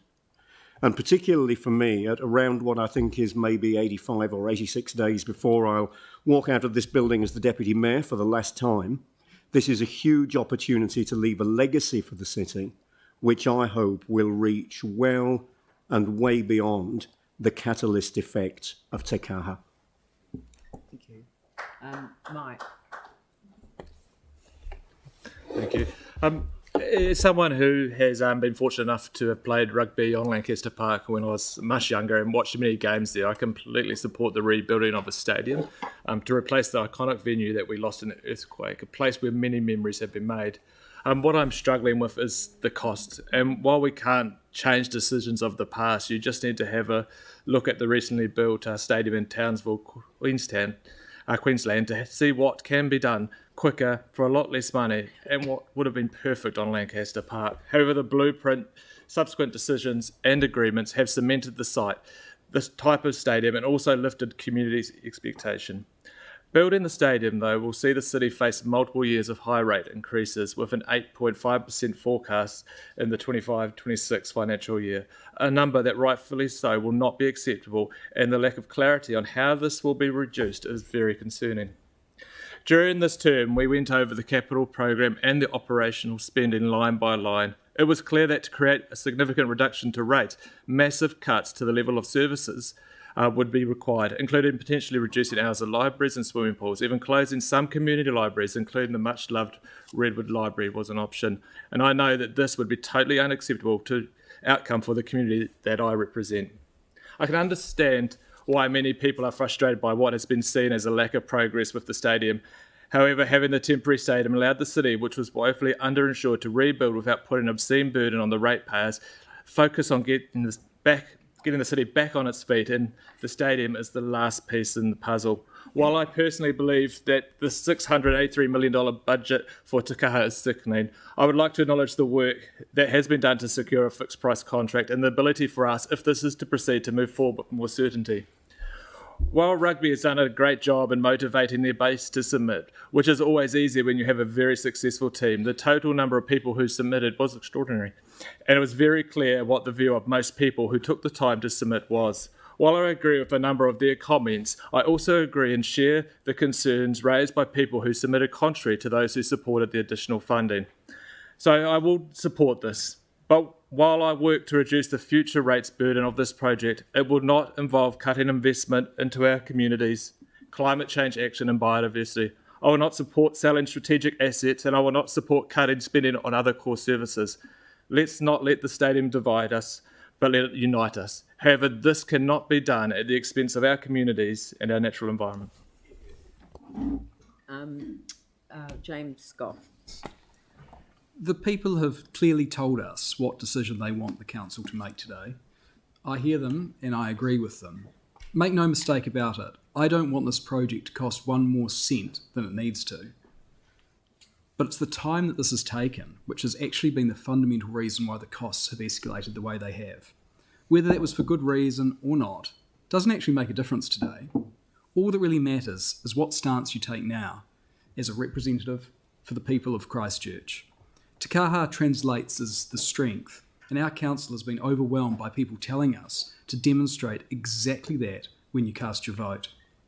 I strongly implore all of you to support investing the additional funding to get on and build this facility that Christchurch wants, needs, deserves, and was promised. If you won't support it to show strength, support it to respect local democracy. According to the analysis of the submissions, the younger demographic saw this, or the building of this facility, as even more important. Support this today to back our youth and back Christchurch and our region's future. Give people reasons to stay here. I consider a mark of integrity is doing what you say you're going to do. Support this to honour the council's word and do what we said we were going to do. Christchurch has immense promise. I'm so excited about our future as a city, and agreeing to get on and build this facility properly will go a long way in helping us fulfil our potential and promise. You've heard what the public has to say in a formal capacity. The only question that remains now is, will you listen? Jimmy Chen. Thank you. Based on the submitters' feedback from the consultation and also the listening to today's presentations as well as deputations, so I would like to support to invest up to an additional $150 million so the Te Kaha multi-use arena project can continue as planned. The facility will be the regional asset because we receive all those submitters. 99.1% is from the Canterbury region. So this is not only a city assets, actually it's the regional assets. So the residents wide the greater Christchurch area, particularly from the Solwyn district and the Waimakariri district, would benefit. So council should engage with the neighbouring territorial authorities for them to contribute to build the cost as soon as possible if approved by the council meeting today. The invest up to the additional $150 million for this project should not affect or postpone other infrastructure and the community well-being project, which council already approved and put on the long-term plan. For example, like a major cycle route, free waters infrastructure, and a community facility. Even in the future, we might have review those priorities. But I think these three categories should be most important. Another one regarding ongoing cost associated with the arena. Both capital and operational would represent a further increase in rates at a time when households are already under significant pressure. Cost of living in Christchurch could become unsustainable. So I would like to, to ask our council officer, need to prepare beforehand to help all those those low-income people, give them a more flexible, help them to pay the rates and not any late payment, the kind of penalty. Also, this time regarding the consultation, even we get 25,000 submitters feedback, but compared to the whole 392,000 population, it is still only the 6.57%. But how to improve those more percentage? The people can be the feedback to the council. This is all the continue the work. particularly regarding those diversified community, there's still very low percentage to feedback. So but generally speaking, I support, I support this one to make this city can totally comply with our social, cultural, economic, environment, community well-being. Thank you. Thank you very much. Jana Johansson. Thank you. Today we're making a decision after consulting our community over whether we invest additional funding into the proposed new stadium so it can proceed. Despite the majority of feedback being supportive of extra money, there have been very clear, legitimate concerns raised about cost, location, design and need, many of which I share. In my view, the question facing us today is not about whether we need a stadium, where it is located or how it is designed, as I believe many of those issues have been discussed and decided through previous votes, decisions of council and government, many of which I have not agreed with. I've long held the view that the decision by central government to change the council's publicly consulted on Share an Idea Central City Plan with an imposed blueprint that featured no opportunity for the public to have their say was wrong. This blueprint put public facilities onto private land and failed to provide clarity on who was paying and who was delivering. It effectively supersized the Central City Plan from a cost of $800 million to a cost of $2 billion without the security of funding to pay for it and get it delivered in the timeframes announced, along with the delay in private land acquisitions. Many perfectly good buildings, such as NG, were demolished and profitable businesses and thriving communities were forced off their land to satisfy central government's desire to impose its will on local people and our city. This is what has led to slow progress and unrealistic expectations. The blueprint was never going to deliver the stadium as it was presented. That is what has led us to today after many years of frustration. Many of the submissions highlight that Lancaster Park was perfectly suitable as a location close to the CBD and as a site that could cater to multiple events. Then there needed to be synergy with other anchor projects, and I commend the Multi-Purpose Arena Trust and architect Tom Craig for their unique and elegant plans submitted to us that would have done just that. But sadly, things have progressed past a point of no return with huge sunken costs on the existing site and design already. Many submitters have raised concerns that if the stadium proceeds, it must not be instead of forgetting about things such as our messed up roads and footpaths in the east, alongside dealing with the pervading stench of the organics plant and wastewater treatment plant. I wholeheartedly agree with the sentiment of such submissions. If the vote goes through today with the additional funding, then when the inevitable reprioritisation happens, it should be at the expense of gold-plating the central city roads, rather than at the cost of stopping local projects in local communities that repairs and renews the munted infrastructure. If we can afford to add a significant amount of money to the stadium, then there can be no more excuses that we cannot afford to fix our social housing, fix the basics, or support the social recovery in our suburbs. The main question in my mind is, should we agree to the additional investment because of the security of a fixed price contract that will get the stadium built now at a certain price, rather than risk doing it later at an unknown cost? In conclusion and on balance, taking on board the professional advice, gaining certainty with a fixed price contract, and respecting the wishes of the overwhelming public feedback, it is better to vote in favour today of the resolutions than oppose, with a strong commitment to work towards securing additional funding revenue sources to minimise the cost impact on our city as best we can and ensure those who benefit the most pay their fair share. Thank you. Melanie Coker? I think it's important today that the vote across this council reflects the range of opinions we've heard from Christchurch. During the weeks leading up to today, I've heard from so many people, especially those on fixed incomes, about how they fear the rates increases as a result of the current project. I've heard from people who believe that there are higher priorities in this city: repairing our roads, transport and water infrastructure, moving the organics processing plant, local community projects, and tackling the challenge of climate change by all means possible. They would like to see the scope re-evaluated and for our city to live within its means. This has been the majority view I have personally heard. For me, though I'm very impressed by the quality of the venue presented today, my greatest fear is lumbering a future council and the people of Otatahi Christchurch with an economic burden that may not pay us back. It is well documented that the economics of sports stadiums do not add up, But this lack of economic gain can be made up by the opportunity for events not seen here for more than a decade, an increase in civic pride and investor confidence. I certainly wish these outcomes for our wonderful city, but is it worth the financial risk at the moment? Yes, we've been told it's a fixed price contract. There are those in the construction industry who think this is too good to be true. For me, the very low risk that the cost isn't covered is not enough. That risk could eventuate. It just takes one too many unforeseen costs to have that occur. And we in Christchurch are no strangers to the unforeseen. In fact, we are all too familiar.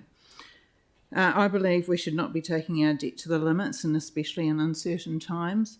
I don't think we can be so naive to think the uncertainty and possibly grim outlook that's on the horizon globally is going to bypass us.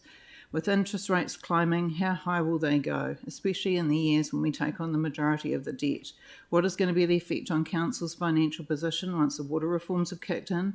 Will we have the financial ability to deal with unexpected situations in years to come? With these unknowns and our city's experience, is a decision now financial sense?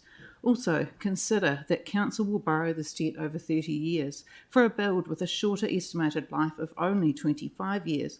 I believe now's the time for far smarter spending and less borrowing. Although I want to see a new stadium in Christchurch, I cannot support this today. I think the risks are too great. The price has gone too far. I feel the rates burn in on those who will not even be able to afford the ticket price to go there.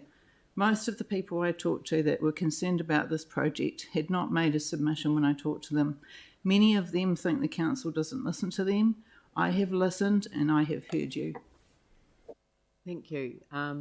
Catherine Chu. I'll be really brief. Today we consider possibly one of the biggest, most important decisions that this council will make that will steer the direction of Christchurch, Canterbury and the lives of our future generations in a highly significant way. We have an obligation to honour the promise that we made to our community and the trust that they put in us. In my view, we have absolutely no excuse, especially now that we've secured a fixed price contract. Now is the time to show leadership and commitment. And with that, I'll be voting for the option 1 to invest an additional up to 150 mil to enable the project to continue as planned and promised. The only option that I see that is before us today that is the right one. That is the right one for Christchurch. Dan McDonald. Yeah, thank you. I won't speak for too long because I haven't got COVID, but I think I'm losing my voice. Look, I actually really enjoy these debates at council, and in a weird way, it's sort of funny we're getting towards the end of the term because they are so, I think, professionally robust, but yet we're also respectful in everyone's different views, and I think that's the whole point of a democracy. And when you have such a big turnout in terms of the feedback on the stadium, I think we're actually doing it justice, even though we have differing views in what we're doing today. Look, I think no one is happy about the price, so I think we need to be really upfront about that. Of course, if we could have done it for less, we certainly would have, and we can argue about the contract methodology and the like, but I think we're at a point now where we have to look and say, actually, what is the way forward for Christchurch? Do we take that bold ambition and show that real leadership and actually drive it forward, or do we look at those sunk costs and have another argument for 10 years? And I think that's the reality. We'd have to go back to the Crown, renegotiate. We already have sunk $40 million into this. And, from a logical point of view, I'm the first to admit I'm always advocating for financial restraint around here, but I genuinely get stuck in this one because actually I can't see any other way through it. The reality is we need to deliver it for the city. Had we delivered it a couple of years ago, and I don't think we get into that today, it may have been cheaper, but we will never know. So look, my view is actually we just need to get on and do this. I think that's been the majority theme that's come through. And I do actually want to also acknowledge Barry and his team and also Mary Richardson and her team because they have worked around the clock to not only handle the submissions, but to drive a really, really good contract. And, I sort of asked a couple of stupid questions today of Barry and the team, but I've done that deliberately because I think the public needed to have confidence that actually the contractual arrangements that have been set up are going to deliver that value for money. And, the theme that has come through is, is this a town hall 2.0? We can tell the public it's not. The scope will be locked in and we will deliver it. So, look, I think we are the city's civic leaders, and I think today we owe that leadership to the city. We need to get on and deliver it, and I hope others support it as well. Anne Galloway. Kia ora. I will also be voting in favour of all the recommendations before us today for these reasons. The building and operation of Te Kaha provides the opportunity to come together to celebrate who we are, o Te Tahi Christchurch. This project offers us a challenge to exercise collective efficacy which is defined as the capacity for a community to act together on matters of common interest. I believe this project has enormous potential to unite our community at a time when we have been divided, at times bitterly, by issues around an ongoing pandemic, fires, floods, and other challenges. In addition, Te Kaha will generate jobs, improve infrastructure, stimulate economic growth in retail, real estate, manufacturing and tourism, and of course construction. Very early this morning, a group of us returned from a very valuable and successful sister city visit to Adelaide. We were all struck by the deeply felt civic pride that the residents of that beautiful city expressed. This pride largely emanates from living in a city that they love because of the fantastic facilities that provide many and varied opportunities to come together to celebrate and strengthen their identity. And importantly, they enable the city to extend manaakitanga, hospitality to visitors. They are proud of their city. I believe the construction and operation of Te Kaha will inject a much needed dose of civic pride into Cantabrians, pride that has sadly been dented by ongoing struggle since the earthquake sequence and other challenging events. We need to be filled again with pride about and for our fabulous city and communicate this to New Zealand and the world. I'm wearing red and black today because these colours are those that Cantabrians relate to, and it felt like the right thing to do, but also because they reflect the Maori proverb that is so relevant to what we must do to get Te Kaha up and running. Ma whiro, ma pango, ka ote ai te mahi. Translated, this means, when red and black, that means everyone, does their part, the work will be complete. Finally, future councils must ensure that every Cantabrian is resourced to enable them to attend events at Te Kaha and to experience the pride that will come from living in a city with a magnificent arena that will be Te Kaha. Kia ora. Thank you. Councillor Phil Major.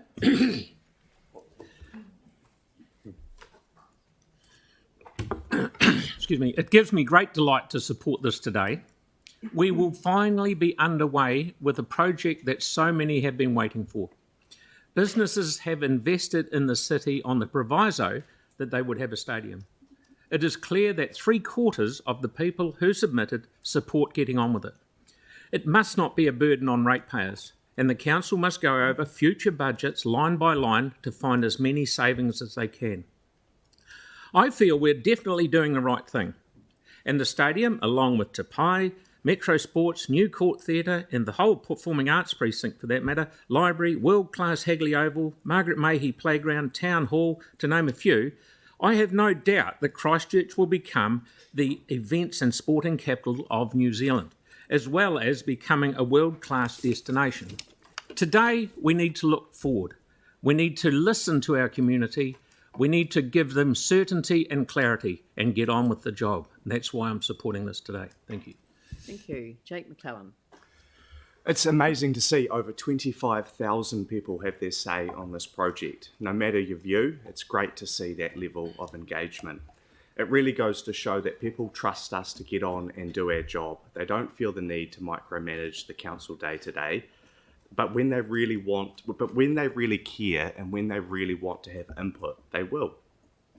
One of the factors on my mind is the figures around young people specifically, for it is them who will have to pay the full cost. So they supported the extra investment at almost 90%. I think it's really important to be clear about what the public have said and what they have not said, because while the public have been unmistakably clear they want this project to proceed, what they did not say is yes to cuts in community facilities. They did not say yes to selling assets to pay for it, because what is clear from the debate today and with an election around the corner is you have some councillors who want to protect swimming pools, transport projects and libraries, and some who want to sell or stop them going ahead altogether. On a regional rate, I think it's a real shame a contribution towards the build cost of this project facilitated by ECAN has only been explored very recently. This is in spite of it first being raised publicly on September 18, 2019. I know I raised it when I first got here. Lack of progress on this has been a regional failure. In terms of climate, any new stadium will have an embedded carbon cost. Let's remember this stadium, though, is being built in town and necessitates rideshare, cycling and public transport to arrive at it. Let's also remember that inner city inducements encourage people to live in a compact and vibrant urban core. While my view, of course, is citywide, as Councillor for Central, I say this project is good for local business and we'll see some positive urban regeneration outcomes as well. This will be good for this part of the city. Aaron Kewen. I'll actually stand up for this one today. When I was first elected, we always stood to speak every single time. It's not because my legs are getting stiff from being here all day on the one subject. I represent the people of Harewood, who overwhelmingly supported this. In fact, was the ward that came out with the most support for the stadium. So that is one reason to stand up for the people of Harewood, because 84% of them said they want to see the stadium go ahead. It's been a while in the making, not the 10 years that we speak of, but 2000. 1,942 years ago, the Romans embarked on building a Colosseum, the first decent entertainment complex undertaken anywhere in the world.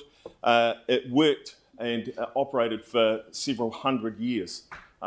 We won't be slaughtering as many animals in ours, hopefully none at all. I'm vegetarian, so I'm not really big on even partaking in a steak, but if you do have a steak at our new stadium, it'll be local. And I just want to say that going forward, I think for us, back 2,000 years ago, all roads lead to Rome, and going forward, I hope all roads lead to Christchurch, because ever since the earthquake and we've embarked on the rebuild of the city, I've always truly believed that this is the greatest little city in the world and always will be. And that 2,000 years ago, their population was around 460,000 people lived within an hour of that Colosseum, which is a very strikingly similar number to what will live within 1 hour of our Colosseum when we build it. And they're not so dissimilar in shape. So good on us, and maybe one day we will be the modern day Rome. Welcome. Thank you. Councillor Sarah Templeton.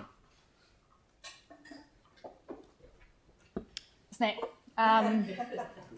While I don't represent the people of the Harewood ward, I am standing today as a city councillor and not a ward councillor. While the people of Heathcote voted me in, I am here representing those great number of people who have had their say and have said, please don't burden us further. Otatahi deserves a great stadium for sports and for concerts, so people can go out and can have fun. We need the last piece in the jigsaw that is the rebuild of our city to feel whole again, but it is simply too risky for us to approve the additional funding for Te Kaha. We are making a decision that binds the next council to additional debt with no plan for paying for it. We know that increasing rates is unpalatable. We can ask others to pay, but any contribution from neighbouring districts will be small compared to the cost of the overruns. Rugby isn't keen, preferring to either be tenants or to charge us for turning up to play. And that leaves us either with service or project cuts or asset sales that have already been proposed. And there's also the opportunity cost. The proposed Te Kaha will be stunning and exceptional. But we don't need lavish. We need more spent on our roads and water, on rapidly reducing our carbon emissions and on shifting our organics processing plant. We need to rebuild South Library, and the overruns alone would pay for our entire PT infrastructure for the next decade and the Central City Shuttle and more. We need to keep investing in our communities and to adapt to the sea and groundwater rising beside and under the city. These are not going to be cheap, but they are essential if we are to become a sustainable 21st century city and not a relic of the past. Even before the overruns, the BCR was an 86-cent return to the city for every ratepayer's dollar spent. People forget that the nearly $30 million rates residents will be paying annually for the stadium is also revenue forgone for local businesses, and there are many, many studies which show this. It's a clear case of privatising the profits and socialising the costs. The argument that the stadium is just like any other non-profit making council facility is hard to justify, given that when ratepayers pay for libraries and water infrastructure, they get everyday access to it without paying an additional fee to a private business. And a full roof is unnecessary in a city with half the annual rainfall of Auckland. The All Blacks and Ed Sheeran are happy to pay at Eden Park, and other events are catered for at other facilities within Christchurch. I've heard personally from many people who didn't bother having their say, as it was clear that council had already made up its mind, influenced by public statements from those around the table. And the erosion of trust in council processes needs to be front of mind as we head into the next term. Thank you. Pauline Cotter. Thanks for those words, Sarah. I have a different view. Te Kaha, we have signed the cost share agreement and we've undertaken to deliver this arena. And we have fairly recently secured Crown funding. So although our investment is higher than expected, we have miraculously secured a fixed price, which does include contingency and is actually a laudable achievement. So to stop or even pause at this stage will lead us down another pathway which will be peppered with a range of options, which will take time to develop, require consultation or consultations, and utilise even more of the budget than the 40 million that we've already sunk into this. We will effectively be going back to square one and will have no guarantee of securing a fixed C&D price in the future. Look, I want to acknowledge all those that took the time to submit, and they've given us a bit of a steer today. And some of the concerns from submitters have been covered by staff today very well, including the arena will not rely just on rugby and sport, but will be truly multi-use. Sustainability and design and operation is high on the radar, and assurance that it will not sit empty due to the hundreds of events envisaged per annum and fears of a further cost blowout is addressed through the fixed price contract. And look, I love the goal of securing 11% of the costs from outside of Christchurch, and I'll be supporting all endeavours to secure that. So it's great to see that's now included in the recommendations. So today we can honour our undertaking to deliver this arena. I note too that moving on this today also gives regard to our strategic priority, and that says accelerating the momentum the city needs. So we know there are brave investors, both local and outside of Christchurch, who've banked on this arena becoming a reality.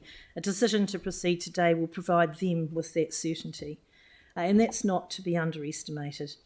And I hope that submitters who opposed proceeding will understand the rationale for my vote today, that we need to fill those 3 blocks of currently unsightly vacant land, move on and provide certainty that this multi-use arena will move from being in our imagination and into a firm reality.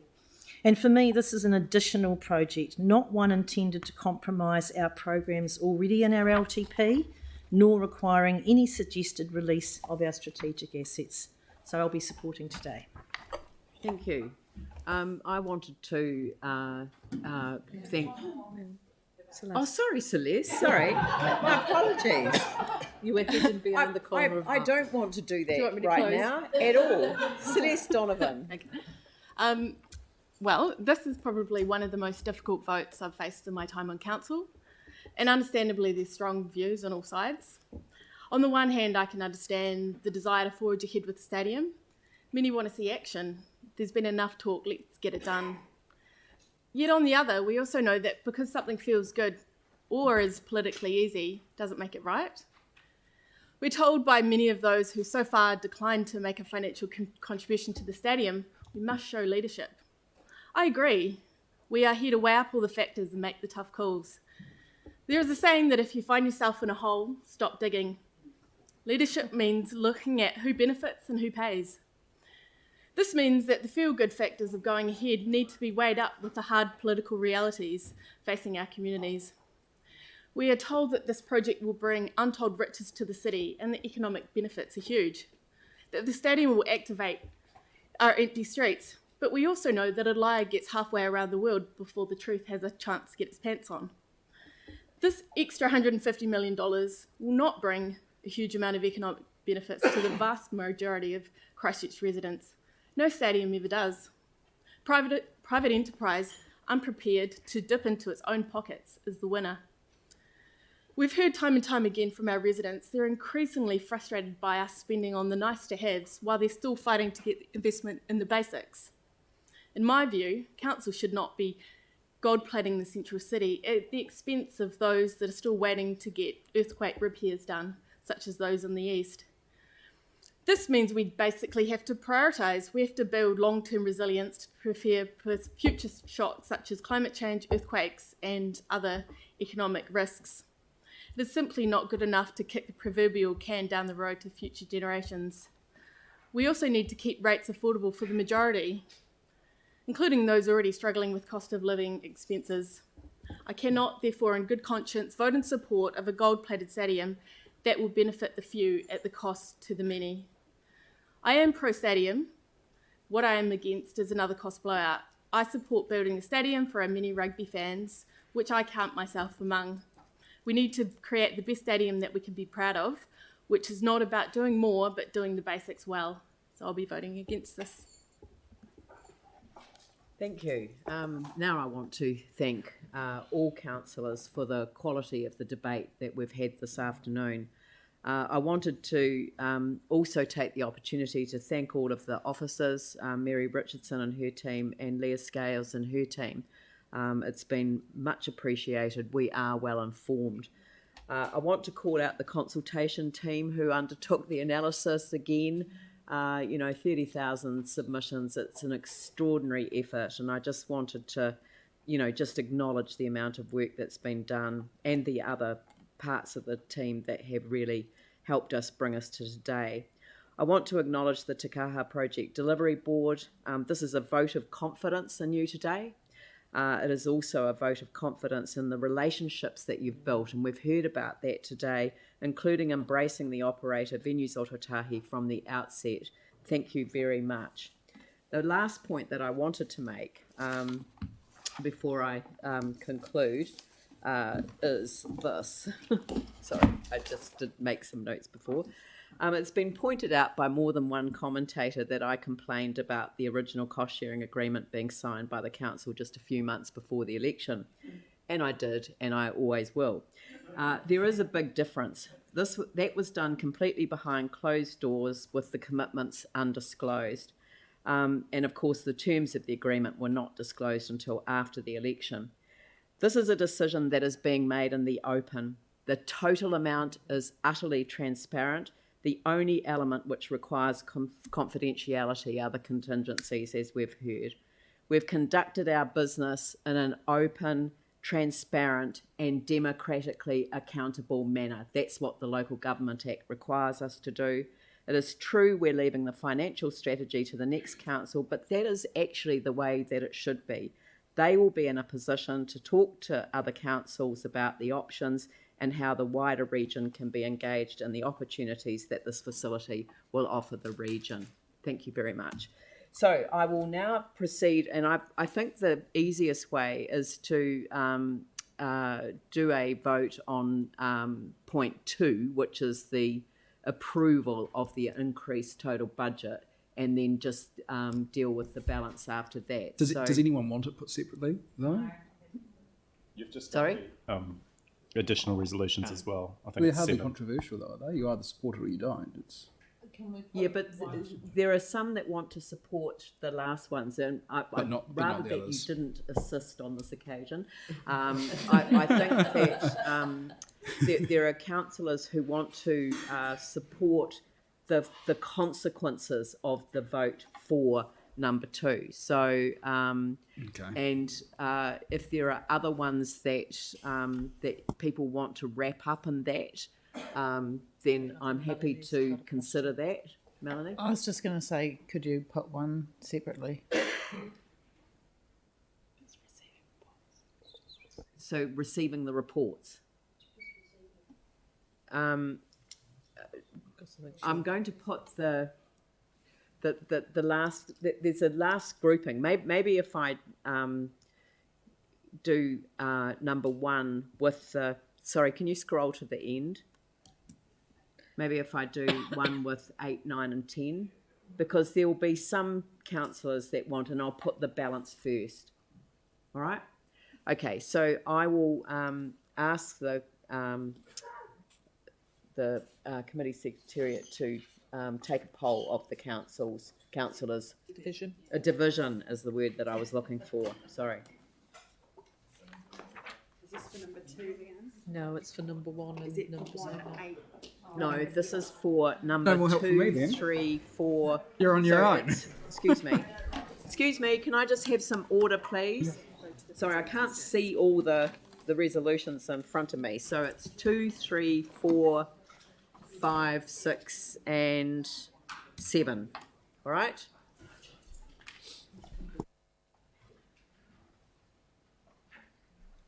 So for the resolutions that the Mayor has just put through, Councillor Kewen, Oh, the people of here would say yes. Councillor McLennan, Yes. Councillor MacDonald, Yes. Councillor Davidson, Aye. Councillor Galloway, Yes. Councillor Chu, Yes. Councillor Coker, Sorry, I actually don't know which part we're voting on. Can you? 2 through to 7. This is the one that you oppose. Okay. No. Unless you've changed your mind by the eloquence of the argument since. Right, thank you. Councillor Cotter, Aye. Councillor Chen, Yes. the Mayor, Yes. Councillor Templeton, That'd be a no. Councillor Major, Yes. Deputy Mayor Turner, Yes. Councillor Johansson, Councillor Donovan, No. and Councillor Goff. Yes.